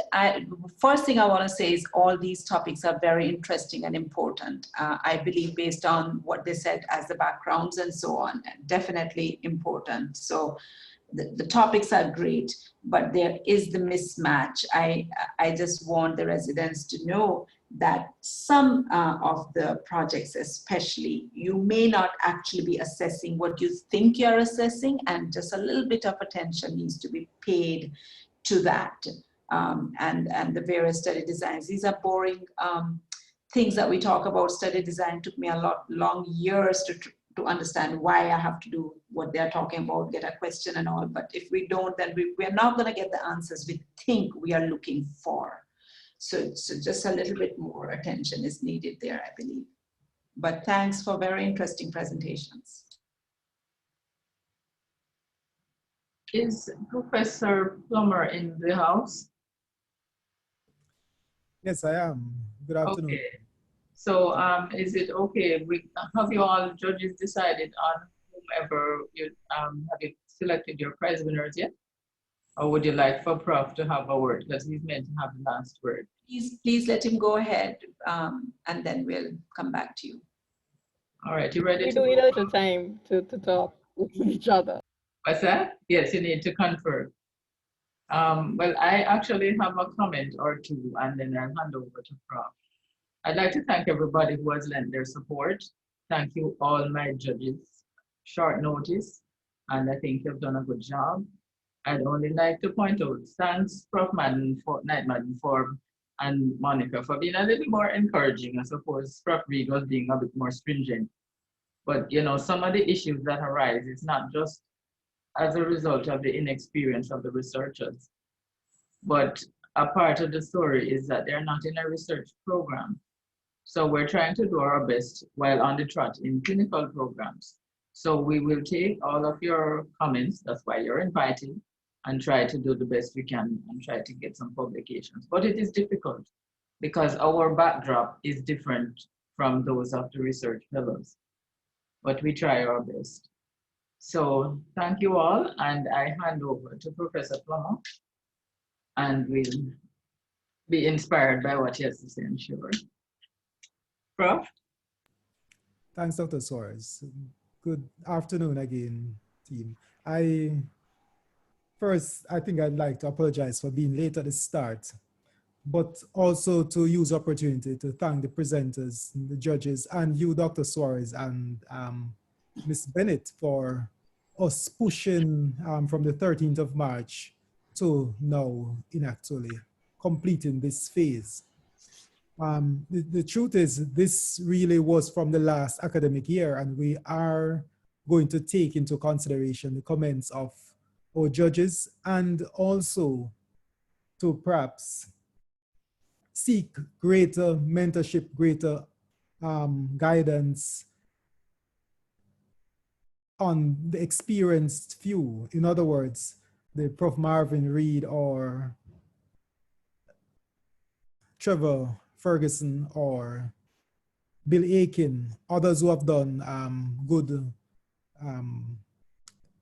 training in research design to help us to get better quality and more impactful research, because that's the ultimate aim. I do think we should encourage our presenters, or all 6 or so presenters, to actually submit to the Ministry of Health upcoming research conference, which the call is now and the closing date is the end of this month. And the comments we have heard today, we can use it to modify. I think there is 2 weeks is a lot of time, especially when the work has been done already, to modify and to resubmit. And hopefully we can get some papers there. I think it's also perhaps wise to speak to the senior residents and chief residents amongst us to invite them to our research development meetings. I know Prof. Reed is leading some in the department, and I think I would like to encourage all the senior and chief residents to be a part of this, because that's where we are really learning to ask the right research questions with the resources that we have and the material that we have to come up with some impactful research. So with that, I'd like to thank you all for having this meeting and recognizing that this is the start of the new academic year, to remind us that we will later, by the end of this semester, be putting forward a date for sometime early next year to again have another research evening, that hopefully the quality and quantity will be better. Thanks.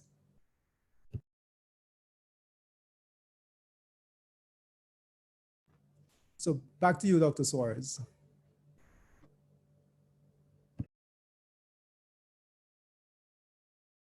I forgot I was put on mute by my astute assistant, senior registrar here. So thanks, Prof. And we'll keep your comments in mind. I hope that the presenters heard his suggestion / directive that you all should attempt to submit. Well, he didn't put attempt. He said he hopes that some of you all submit to the Ministry of Health's upcoming research event. And I think that's a very good idea. There's nothing to be lost by doing that. Are our judges ready?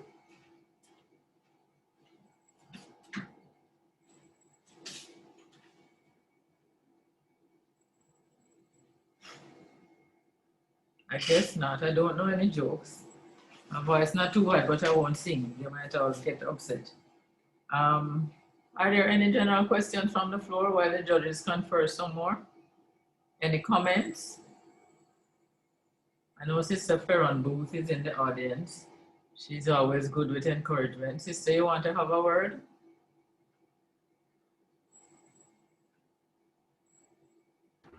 I think I have said some things on the chat, but may not be obvious to others. I was a little surprised that the needle stick injury was still an issue. I know nurses have done some research on that. Yes, the education really is needed.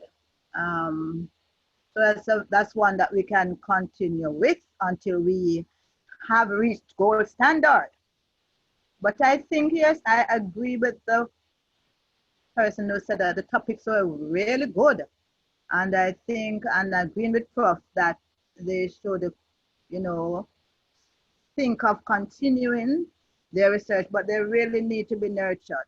We need the residents, we need the consultants to take these young doctors and seemingly, you know, because they came onto the meeting, yes, seemingly interested in doing research, take them in hand. But very good meeting, Dr. Soares, Madam Chair, and for professors, the markers, the persons who are doing the prize giving. I think we have done well. Thanks, Sister, for those comments. Thank you. And you know, as I said, I'd like to thank the presenters once again, because it's been a long road and you know, it's been very bumpy. People have had personal injury, personal loss along the way, and the continuous chaos gets more chaotic. So, you know, I'm very happy some of the presenters turned up at the last minute, but I'm quite delighted that most of them who started out in March actually presented today, and I'm gratified by that. And I'm also gratified by the fact that I remember what some of the presentations looked like when I had the first rehearsal. And they have made some progress, I'm happy to say. But there's, as one of my teachers at first would say, you know, you can't overknow something. And there's always room for improvement. So as we await the word from our wise We are person. agreed. I sent you a message. Pardon, you sent something in the chat? Just to say that we are agreed. Okay, so who's gonna make the presentation or the suggestion? Who's going to be your spokesperson? Jennifer, please. I was kind of waiting on Marvin. But all right, so good afternoon again, and thank you very much for your presentations. And thank you for being willing to, you know, put in the effort to do the research. A special thank you to the doctors and consultants who have been doing the supervision, because I know that take a lot of time.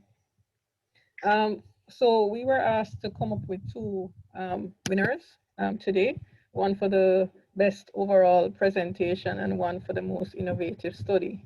In terms of the best overall presentation, there were two that were very close. And so I'm going to mention them both. And that was Dr. Hilton in her needle stick work, and Dr. Reed looking at the cholangiocarcinoma. But the overall winner, in fact, is Dr. Hilton for the best presentation. So congratulations to Dr. Hilton. In terms of the most innovative, we found that although there are some methodological issues that need to be worked out. We thought that Dr. Williams, in his use of a limited protocol, was quite innovative. And so we chose his presentation as the one which had the most innovative project. And I speak on behalf of the three of us to say thank you for including us in this process. It's a couple of them were involved in nutrition, so they're right up Professor Reed's alley. But we found the presentations interesting to listen to and encourage everybody to continue.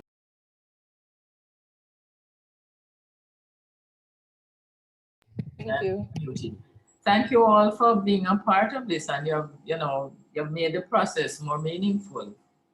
And I'm delighted that one of my immediate children got one of the prizes. And I would like to congratulate both Drs. Hilton and Reed for standing out.